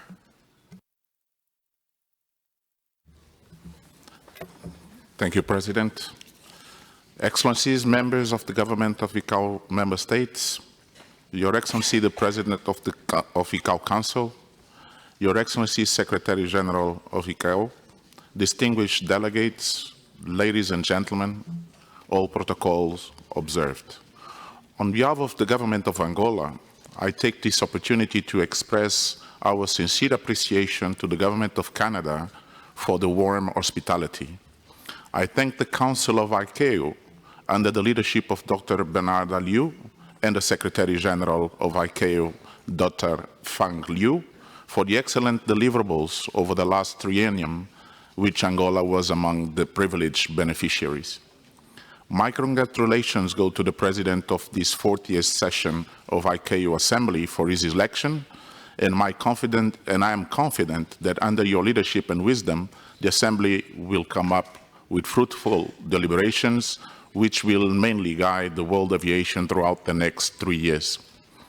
By addressing this Assembly, Angola reaffirms the great importance of the role of ICAO in granting safety and security for orderly growth of the international civil aviation as a global economic catalyzer. We recognize the ICAO efforts leading towards keeping the environment clean for the next generation.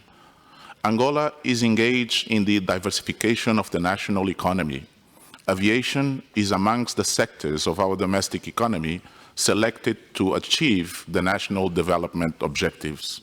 As a result, for the very first time in our history, the President of the Republic of Angola met the President of ICAO Council last year to jointly explore the way forward assisting the country in meeting international standards and recommended practices concerning safety and security, as well as using air transport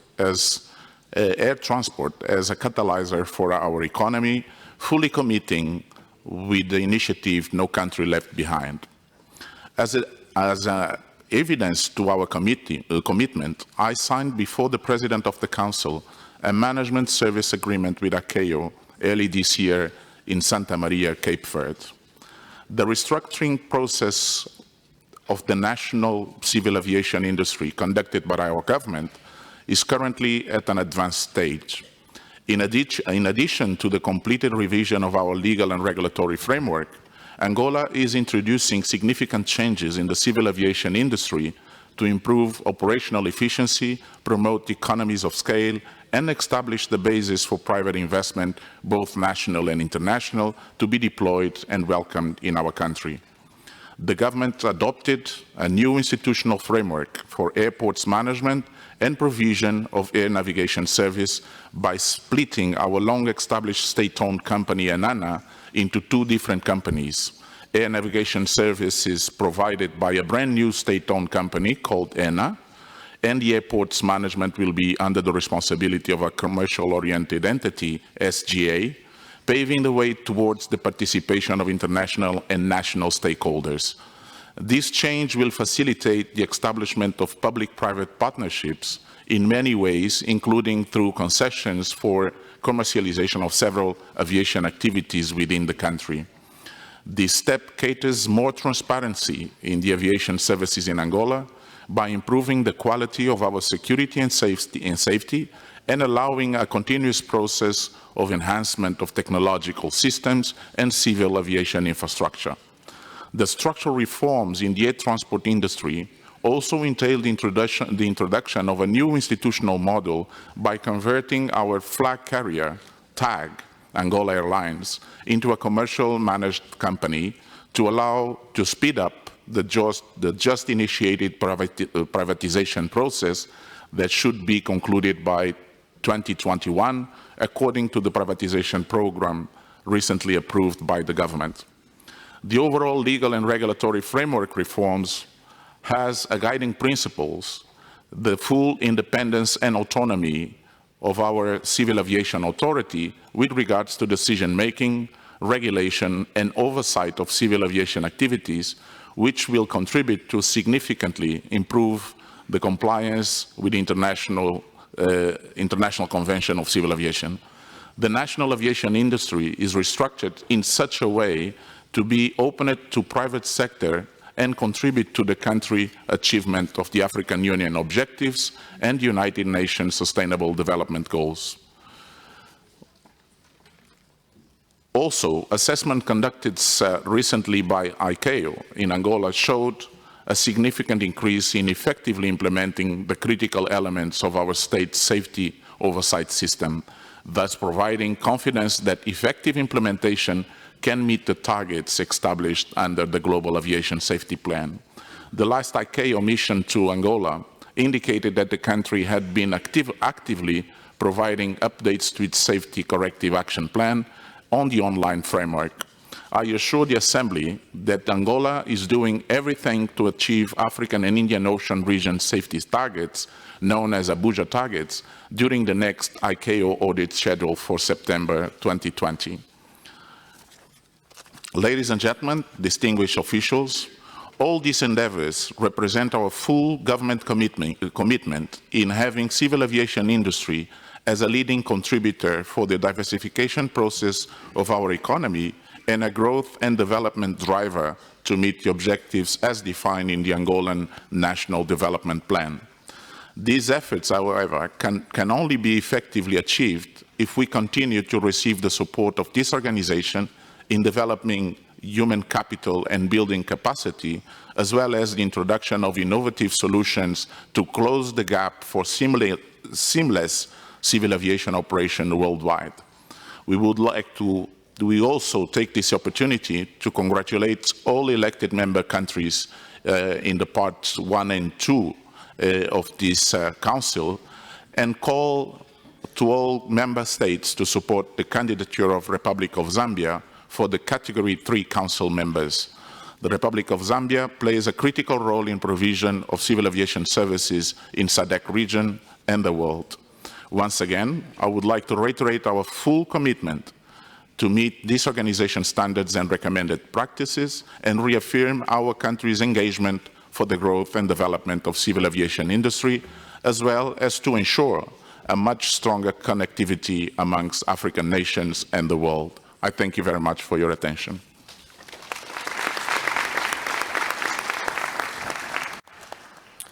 I now call on the distinguished delegate of Zimbabwe to take the floor.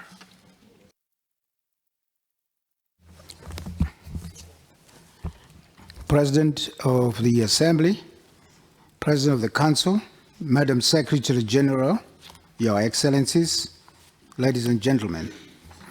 It is my great honor and privilege to address this 40th session of the ICAO Assembly as head of my delegation representing the government of the Republic of Zimbabwe.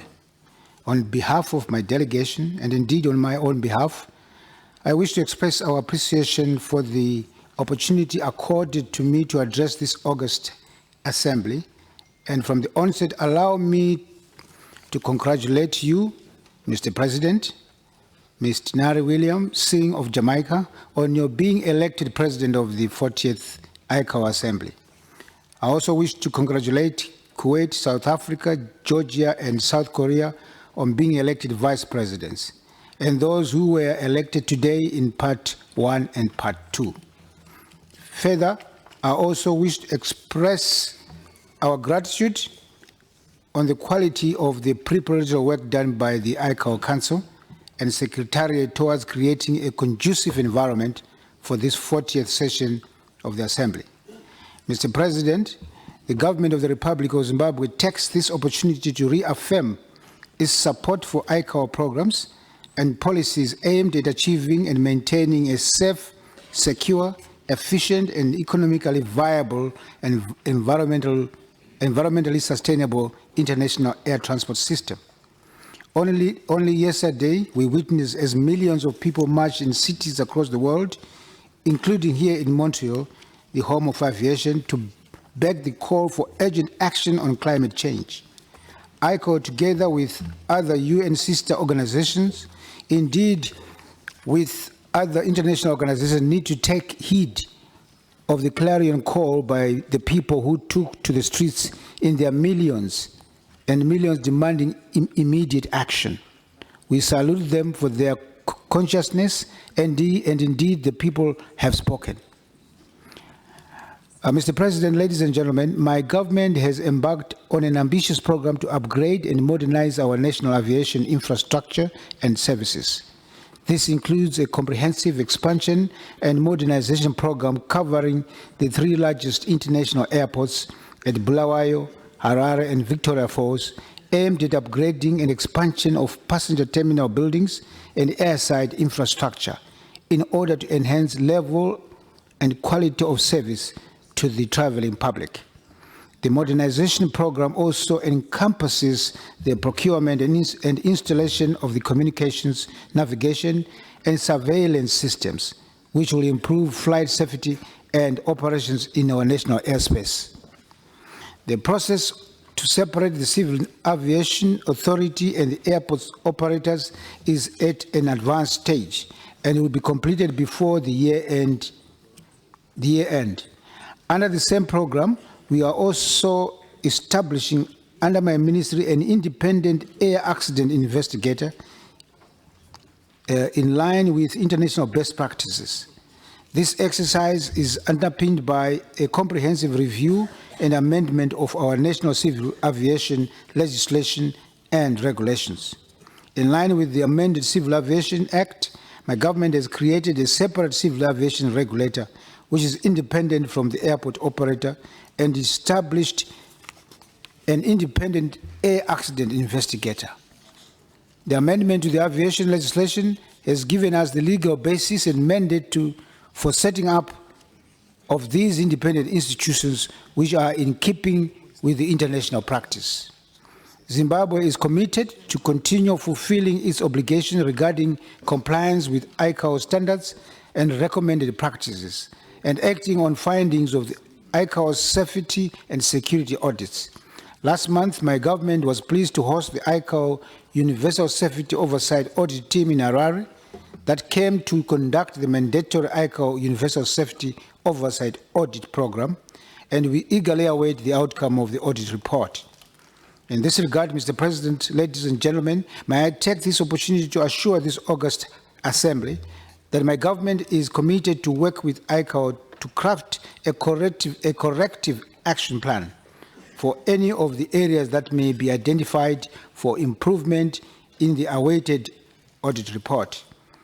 I would also like to express my gratitude to the support provided by ICAO prior to, during, and after the audit. Such support demonstrates ICAO's commitment to achieving the objectives of the No Country Left Behind initiative, and we are sincerely grateful for that.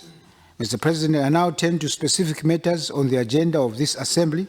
The government of Zimbabwe commends ICAO for the significant progress that has been made in increasing the global overall effective implementation of standards and recommended practices since the inception of the No Country Left Behind initiative. The shortage of qualified and trained technical personnel to perform safety oversight remains a major drawback to effective implementation in most states, Zimbabwe included. ICAO is therefore urged to continue providing training and capacity building programs to member states and to explore cost-effective and efficient means of delivery. I also call upon ICAO and other development partners to strengthen support for regional safety oversight organization in developing countries, as these have the potential to play an important role in improving state safety oversight systems and effective implementation of ICAO's safety standards and recommended practices. We encourage ICAO to facilitate access to technical support, sharing of experience, knowledge, and strengthening cooperation with established safety oversight agencies. Mr. President, the many economic benefits derived from air transport come at the expense of the environment. As member states, we have a shared responsibility of striking a balance between air transport development and environmental protection. Zimbabwe fully supports all efforts with regards to environmental protection as well as tackling climate change. In this regard, I encourage ICAO to increase support to member states in the development updating of the state action plans for carbon dioxide mitigation. This is critical if the global targets and goals on environmental protection are to be achieved. Distinguished delegates, I will be failing in my duty if I end my statement without expressing my deepest gratitude on behalf of the government of Zimbabwe to the President of ICAO, Dr. Bernard Olumiwa Aliyu, for his indispensable leadership that has not only shaped the aviation of today, but has laid a firm foundation for the aviation of tomorrow. Let me now conclude my address by reassuring this Assembly of our dedication and commitment to ICAO's strategic objectives and of our total support for all initiatives that are intended to achieve them. Lastly, Mr. President, distinguished ladies and gentlemen, let me conclude by stating that my government shall continue to prioritize the allocation of funds for regular contribution to the ICAO budget, despite competing interests for our limited national resources. With that, distinguished delegates, I wish this Assembly a very success in its deliberation. I thank you.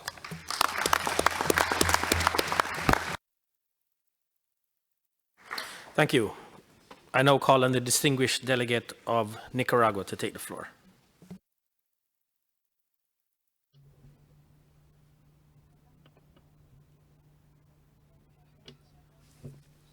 Honorable President of the Council, Dr. Aliyu, Honorable Secretary General, Dr. Liu, President of the 40th Assembly of ICAO, heads of delegations, delegates, and organizations.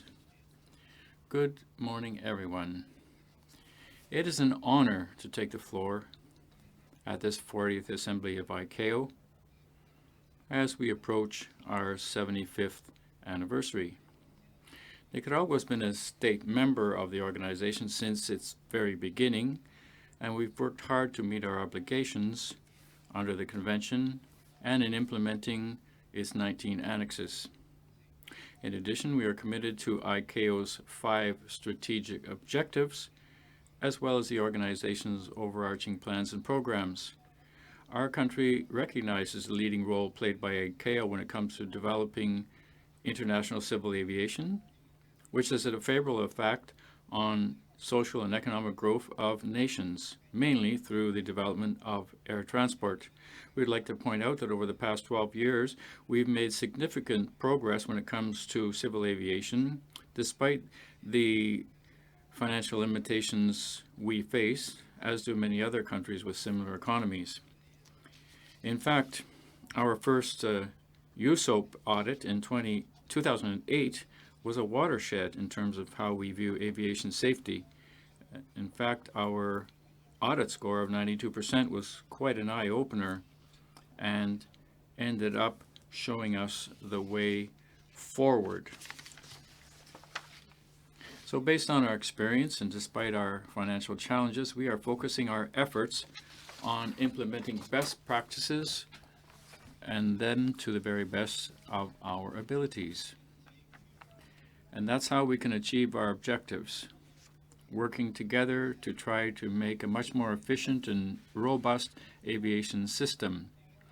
Today, as we speak to the 40th Assembly of ICAO, the outlook for civil aviation in Nicaragua has in fact been transformed thanks to our own efforts and the cooperation and assistance of other states and organizations, and in particular by the NACC Regional Office. That's for North America, Central America, and the Caribbean, because it has a new way of working directly with states. And because of this, its assistance arrived much more effectively. And so, as a result of this, the Central American states, in fact, are presenting a working paper where we recognize the excellent work of the NAC, as well as the financial resources that COSESNA provided to all member states, because that was absolutely decisive in terms of achieving these results. The Republic of Nicaragua is very active, both regionally and internationally. We attend events and major meetings. We attempt to lead when we can. We contribute when it comes to broadening cooperations and relationships amongst states and other aviation organizations. And in this context, we have signed a whole series of air transport agreements, MOUs, protocols, and legal instruments. And I'd like to take this opportunity to stress how beneficial it's been for Central American states to be getting closely involved in the air navigation sector and other aspects that have to do with aviation safety and personnel training. Now, if I were to speak for Nicaragua, I would say having done so has led to the creation of a modern air navigation infrastructure in our country. In April of this month, we had the privilege and the honor to receive Dr. Aliou, President of the ICAO Council, who, despite his busy agenda, accompanied us as we inaugurated a new primary-secondary radar unit, which was part of a turnkey project financed by COSESNA. During his visit, he participated in a meeting with the Director Generals of Civil Aviation in Central America, and we signed a document entitled the Managua Declaration of Directors of Civil Aviation of the Central American region related to setting up a regional accident investigation agency. And Dr. Aliou signed this as an honorary witness. He gave us his complete support, and I must say that this project is a project which I have the honor to coordinate on behalf of Nicaragua. And I can tell you that we Central American states will be presenting a working paper with respect to this new agency at the Assembly. Our state has made major progress when it comes to managing aviation safety. We took our inspiration from the Montreal Declaration with respect to SARPs, which led to a much more effective system for operational safety oversight. And I can say our SSP has, for the most part, been implemented based on the global plans put forward by the International Civil Aviation Organization. And right now, we are getting ready to be audited under the USAP program of ICAO.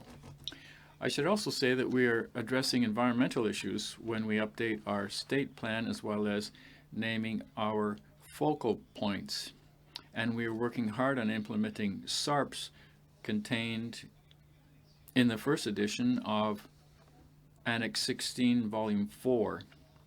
As a result of our work and all the efforts of our workers and the assistance of ICAO, we have reached a score of 94.55% effective implementation when it comes to aviation safety. We also possess a Category 1 certificate from FAA, and we have implemented 100% of our PBN. Our aerodrome certification is satisfactory, and thanks to God, we have no aviation-related fatalities. And in 2018, I beg your pardon, ICAO actually named Nicaragua as being a champion state. And so we're quite pleased to say that we have participated in setting up a National Aircraft Accident and Incident Investigation Agency, and it's operating independently in terms of implementing Standard 3.2 of Annex 13 of ICAO. And so we will be presenting another working paper with respect to the creation of this agency at the 40th Assembly. So that's the NAAIIA. We're also working on a victims assistance program, as well as where aircraft operators and airports will all be involved. Now, we wouldn't like to be amiss in concluding without thanking and acknowledging Dr. Aliou, Secretary General Liu, and also Melvin Cintron, who is Director of the NAC Regional Office, for all their cooperation and support. And we also like to congratulate the Council for carrying out its work. And finally, we would like to thank all the staff of ICAO, because it would be impossible for ICAO to function without them. We would aspire to a world of peace, of friendship, and understanding among nations and peoples. And that, after all, is why ICAO was created. So long live ICAO, God bless, and thank you very much. Thank you very much. I now give the floor to the distinguished delegate of Sri Lanka.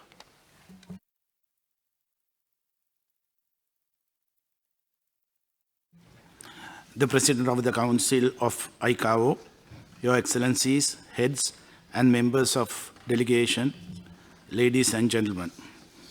At the outset, I have the honor of convey the best wishes of His Excellency, the President of Sri Lanka, the government, and the people of Sri Lanka for the success of deliberation of this 40th Assembly.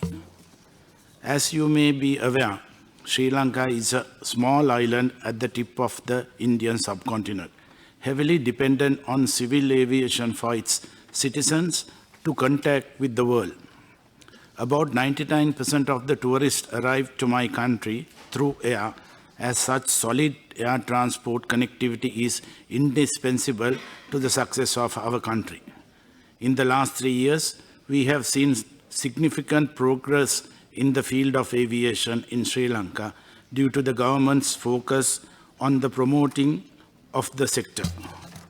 The government of Sri Lanka finalized a new national civil aviation policy, also known as the NCAP, in March of 2019.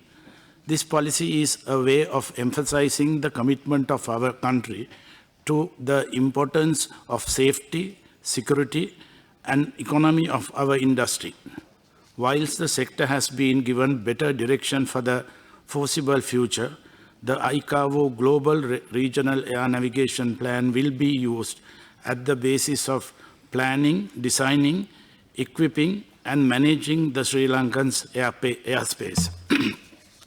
Accordingly, Sri Lankan's airspace will be managed to keep pace with ICAO's advocated policy of aviation system block upgrade that fulfill the requirement identified by the National Air Traffic Management Programs.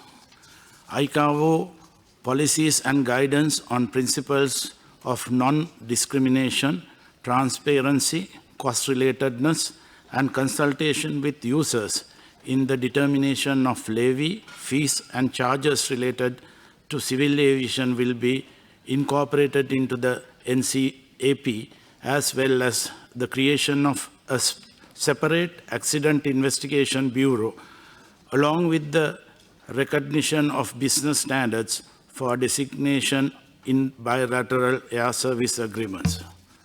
The NCAP also provides for multiple ground handlers to be introduced, along with the opportunity for private airlines to operate international flights. I'm happy to announce that the runway overlaying at the main airport, the Bandaranaike International Airport, was successfully completed in April of 2017 with the minimal disruption to the operations. Furthermore, I'm delighted to announce that Sri Lanka has achieved results well above the global average in the ICAO safety oversight audit in both 2010 and 2018. This consistency in safety oversight is a result of the ongoing commitment of the Government of Sri Lanka, the Ministry of Civil Aviation, as well as all other stakeholders. In January of 2018, the state aviation regulator, the Civil Aviation Authority of Sri Lanka, moved into a state-of-the-art headquarters in Katunayaka, less than a kilometer away from the Bandaranaike International Airport. This will enable the regulator to better its oversight activities more efficiently due to the close proximity to the airport. Sri Lanka has had the privilege of hosting the 10th ICAN conference in 2017, as well as the 53rd DGCA's conference of the Asia-Pacific region in 2016. We hope that this shows our consistent commitment to the ICAO's endeavors. Sri Lanka is also at the forefront of promoting ICAO's Next Generation Aviation Professional Program, which regularly seeks to find the next generation of aviators so as to meet the ever-increasing demand of the industry. Furthermore, Sri Lanka ratified the Montreal Convention last year, bringing about enhanced benefit to the traveling public, while also implementing performance-based navigation in the international airports as per the ICAO standards. The government has been concentrating on development of domestic aerodromes, stimulated the sector further, and promote domestic travel, especially to touristic hotspots. To this end, the Batiklo Airport was commissioned in 2018. Batiklo is a town on the eastern coast of the island that boasts pristine beaches, a favorite among the tourists who comes looking for some quality rest and recreation. We have also recently renovated the Ratmalana City Airport, situated at the center of our capital in Colombo. This was open venues for international business jets and small aircrafts.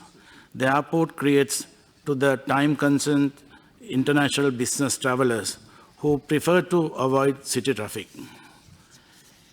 In an effort to expand on tourism in Sri Lanka, we are currently in the process of building a new airport in the northern province of the country to be called the Jaffna International Airport as a means of developing regional connectivity.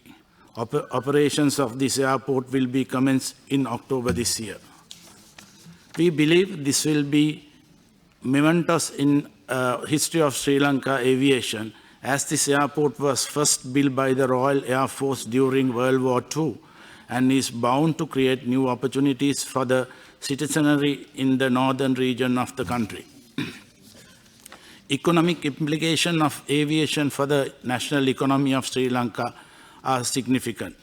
Research has shown that currently aviation is contributing to 5% of the national GDP. With the new developments and the northern and eastern regions, we hope to increase this contribution in the years to come. In conclusion, ladies and gentlemen, I wish the 40th session of the ICAO Assembly all success in bringing about fruitful and sustainable results, and I hope that our contribution will further enhance the safety, security, and efficiency of international civil aviation. Thank you.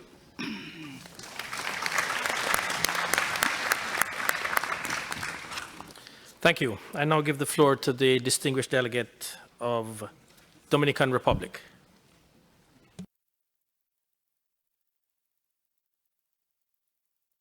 Muchas gracias. Thank you, distinguished President of this 40th Assembly of ICAO, Mr. Nadi Williams, distinguished President of the Council, our good friend, Dr. Bernard Aliou, distinguished Secretary General, Dr. Fang Yu, distinguished heads of delegations and delegates, distinguished representatives of international organizations, and our esteemed colleagues, directors of civil aviation, ladies and gentlemen. The official delegation of the Dominican Republic greets and thanks this distinguished assembly for this opportunity to address to you our country's message to this supreme encounter of civil global aviation. And we begin by congratulating the authorities and the whole staff of ICAO for the work performed over the last 3 years, culminating in the outstanding organization of this 40th Assembly, which is taking place with the expectation that we will continue moving forward, notwithstanding the challenges which still face our abilities in the ever more dynamic, demanding and changing world of civil aviation and air transport, precisely in this year of 2019, when we commemorate the 75th anniversary of the signature of the Chicago Convention. At each stage in ICAO's history, there have been many men and women who, with endeavor, dedication, and devotion, have made their contributions for this organization to be able to play a proactive role in support of the safe, orderly, and sustainable development of civil aviation and air transport as it was conceived of by its founders. And there is the well-deserved distinction afforded our good friend from Mexico, Roberto Corbett, with the ICAO medal, the Edward Warner medal for his service as past president. Our personal experience at the head of the Aeronautical Authority of our country has allowed us to witness the emergence, rise, and stewardship of Dr. Bernard Aliou as president of the ICAO Council at a complex, challenging time in terms of threats and opportunities for international aviation. Dr. Aliou has been an advisor, friend, and ally of the countries we represent in this organization. And his encouragement and endeavor in support of the No Country Left Behind initiative has been a major contribution to boosting the spirit of cooperation which should prevail in the work of a body like ICAO, which exists to help countries in establishing a standardized aviation system compliant with and harmonized with the standards and recommendations from its work. Our Parliament, acknowledging the work and endeavor of Dr. Bernard Aliou, recently decided to approve a resolution acknowledging the work of Dr. Aliou, which we hope he will be able to receive at a time when your timetable permits. And we take this opportunity to congratulate him and wish him every success as President of the Council. 6 years ago, in this very same forum, we were highlighting the special conditions which mark our country, the Dominican Republic, situated in an area which is blessed by nature because of its beauty and which has a very special geographical position in the center of the Caribbean, which is what made it possible for Christopher Columbus, with his seafaring prowess, to find new routes towards the Indies, to stumble upon our land on the 5th of December 1492 and establish there the first European settlement in the New World, dazzled by its natural beauty, and was then the starting point for colonizing expeditions across the rest of the Americas. These are the same natural conditions of our tropical country: a year-round radiant sun surrounded by white sandy beaches and crystalline waters, ringed by slender mountains, replete with innate wealth, with some 11 million inhabitants. Most of its population are hospitable and industrious folk. Several studies and measures recognize us as one of the happiest countries in the world. Others place us amongst the top of the list of the most beautiful countries of our planet, with attributes which pleasingly impress the Spanish colonizers, as borne witness to by chroniclers and historians. And they today continue to inspire poets and artists, and they've what have attracted people to our country, supported by the development of air transport, thus making us the tourist destination which leads regional statistics regarding arrival of tourists by air, because, as we say to the lovers of tourism, the Dominican Republic has it all. And every time, or everyone has at some time heard about the beautiful place of Samaná, or the Bride of the Atlantic, Puerto Plata, or the peerless Punta Cana, just to mention some of the most heavenly places in our country. President, distinguished colleagues, I also recall here the historic ties which my country has had with civil aviation, which dates back to its earliest beginnings at the start of the 20th century. In addition to the pioneering feats of Zoilo Hermógenes, the Dominican, who developed a multi-wing plane, we were among the states which established laws in accordance with the 1919 Paris Convention. We were among the first signatories and ratifiers of the 1944 Chicago Convention, which turned us into one of the founding members of this international civil aviation organization. However, it is no secret to anyone that it is over the last decade that Dominican governments have recognized the extraordinary strategic importance of civil aviation and air transport for the economic development of our country, and we thus began the continual process of change and transformation through a new enabling civil aviation law. One of the most significant and important achievements was to grant administrative, financial, and regulatory autonomy to the National Aeronautical Authority, so that from then on it could lead a continuous course of investment, change, and improvements, which is still ongoing. Therefore, the Dominican Republic has and may now demonstrate an integrated, robust, and thrusting aeronautical system, which is completely standardized in accordance with the parameters of the 8 critical elements laid down by ICAO, which, thanks to the universal audit system carried out by its exports, has been able to evaluate, validate, and certify the effective implementation levels in our country's aeronautical system, thus placing us above 90% compliance with ICAO's standards. Committed to work which seeks to bring about safe, orderly, and sustainable development of international civil aviation, the Dominican Republic makes common cause with ICAO's wise strategy of no country left behind, placing at its disposal our technicians in the various regional support working groups, amongst which I would highlight GREPECAS, under the chairmanship of the outstanding Dominican technician Santiago Rosa Martinez, and the Cadena Network, the AIDC, and the GT, amongst others. We also maintain the facilities and installations of our higher Aeronautical Science Academy, ASCA, certified by your organization as a center of excellence. from which more than 8,000 technicians have graduated in various branches of aeronautical knowledge amongst nationals and foreigners from fraternal countries in our region. The aeronautical system of the Dominican Republic works and is consolidated in accordance with the strategic objectives of ICAO in the areas of air traffic, air operations, arrival and departure of passengers. All of this is undergoing exponential growth year on year, with some 15 million individuals passing through our 8 international airports last year.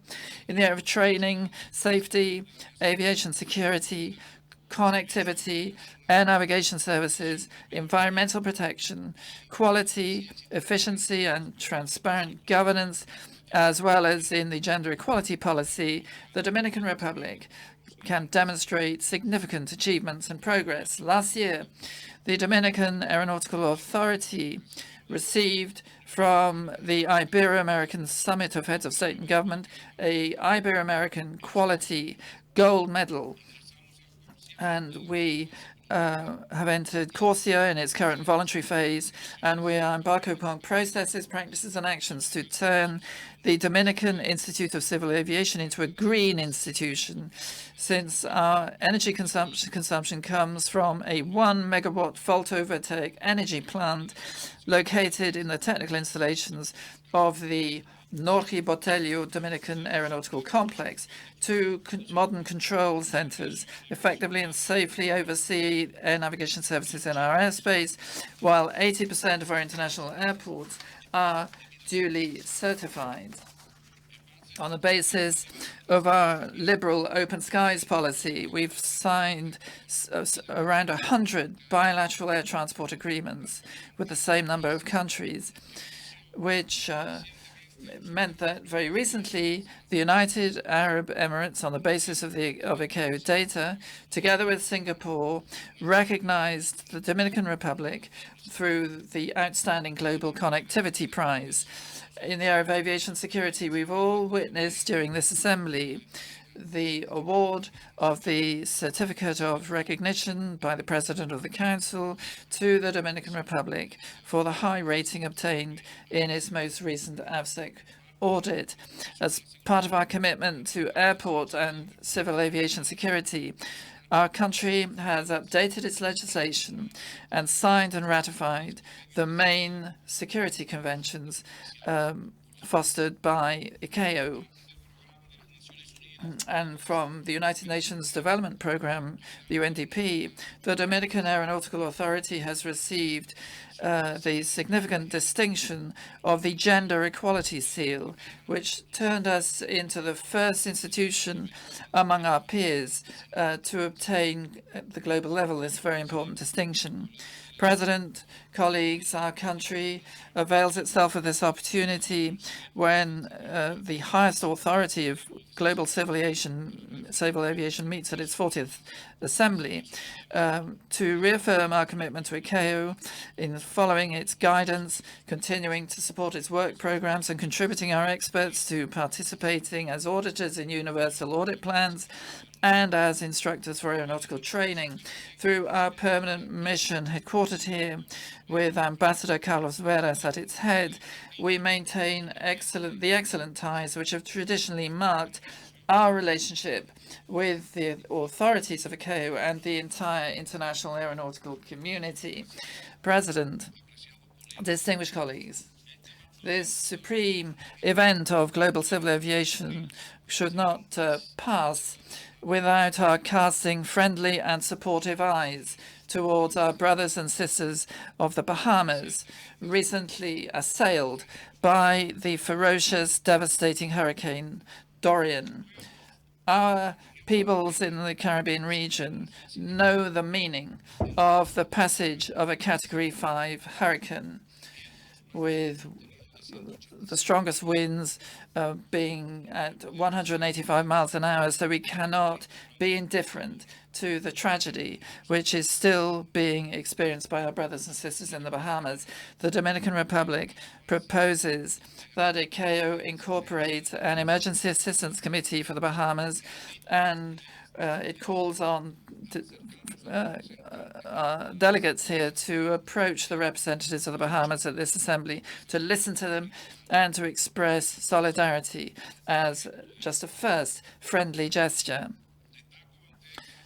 And I would highlight at this assembly the timely actions and commitment demonstrated by the director of ICAO's Regional Office for North America, Central America and the Caribbean, Mr. Melvin Cintron, in response to the passage of Hurricane Dorian through the Bahamas. Ladies and gentlemen, the Dominican Republic expresses to this assembly its wish to continue supporting the development of international civil aviation from a seat in the incoming ICAO Council.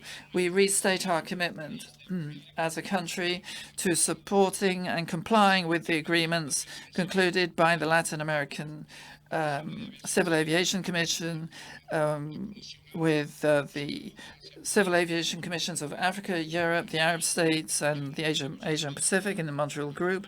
We also support negotiations of LACAC with the states which are not members of regional civil aviation commissions in order that we guarantee status quo in representation in the ICAO Council. We are sure that with the election of this new council, ICAO will continue performing its task of guaranteeing ever safer, more orderly and sustainable civil aviation to the benefit of humanity. On behalf of the President of the Dominican Republic, Danilo Medina, we restate before you our commitment of honor to continue making our best efforts as a country to serve in the ICAO Council, wedded to its fundamental principles and its policy in support of ever greater civil aviation. We wish you every success. Thank you, sir.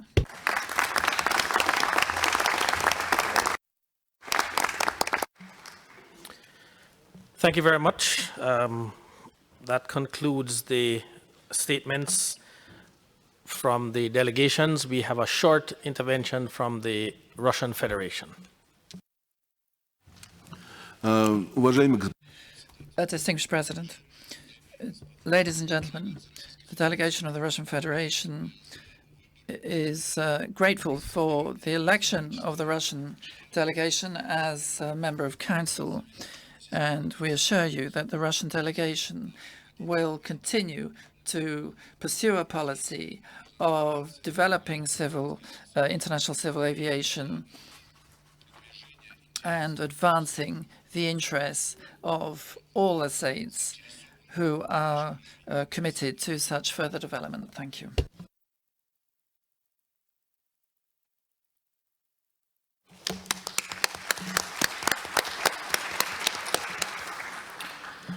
Thank you very much, distinguished delegates. This now brings us to the end of this plenary session. This room will be reconfigured for the meetings of the Executive Committee and the Technical Commission. Those meetings will convene at 14:15, which is 2:15 p.m. The Economic Commission will convene in room CR3, and that will commence at 2 p.m., 1400 hours. Thank you very much. We have much work to complete this afternoon. Enjoy your lunch. And just to advise that the cafeteria on the 5th floor is open today as well. Thank you. Enjoy your lunch.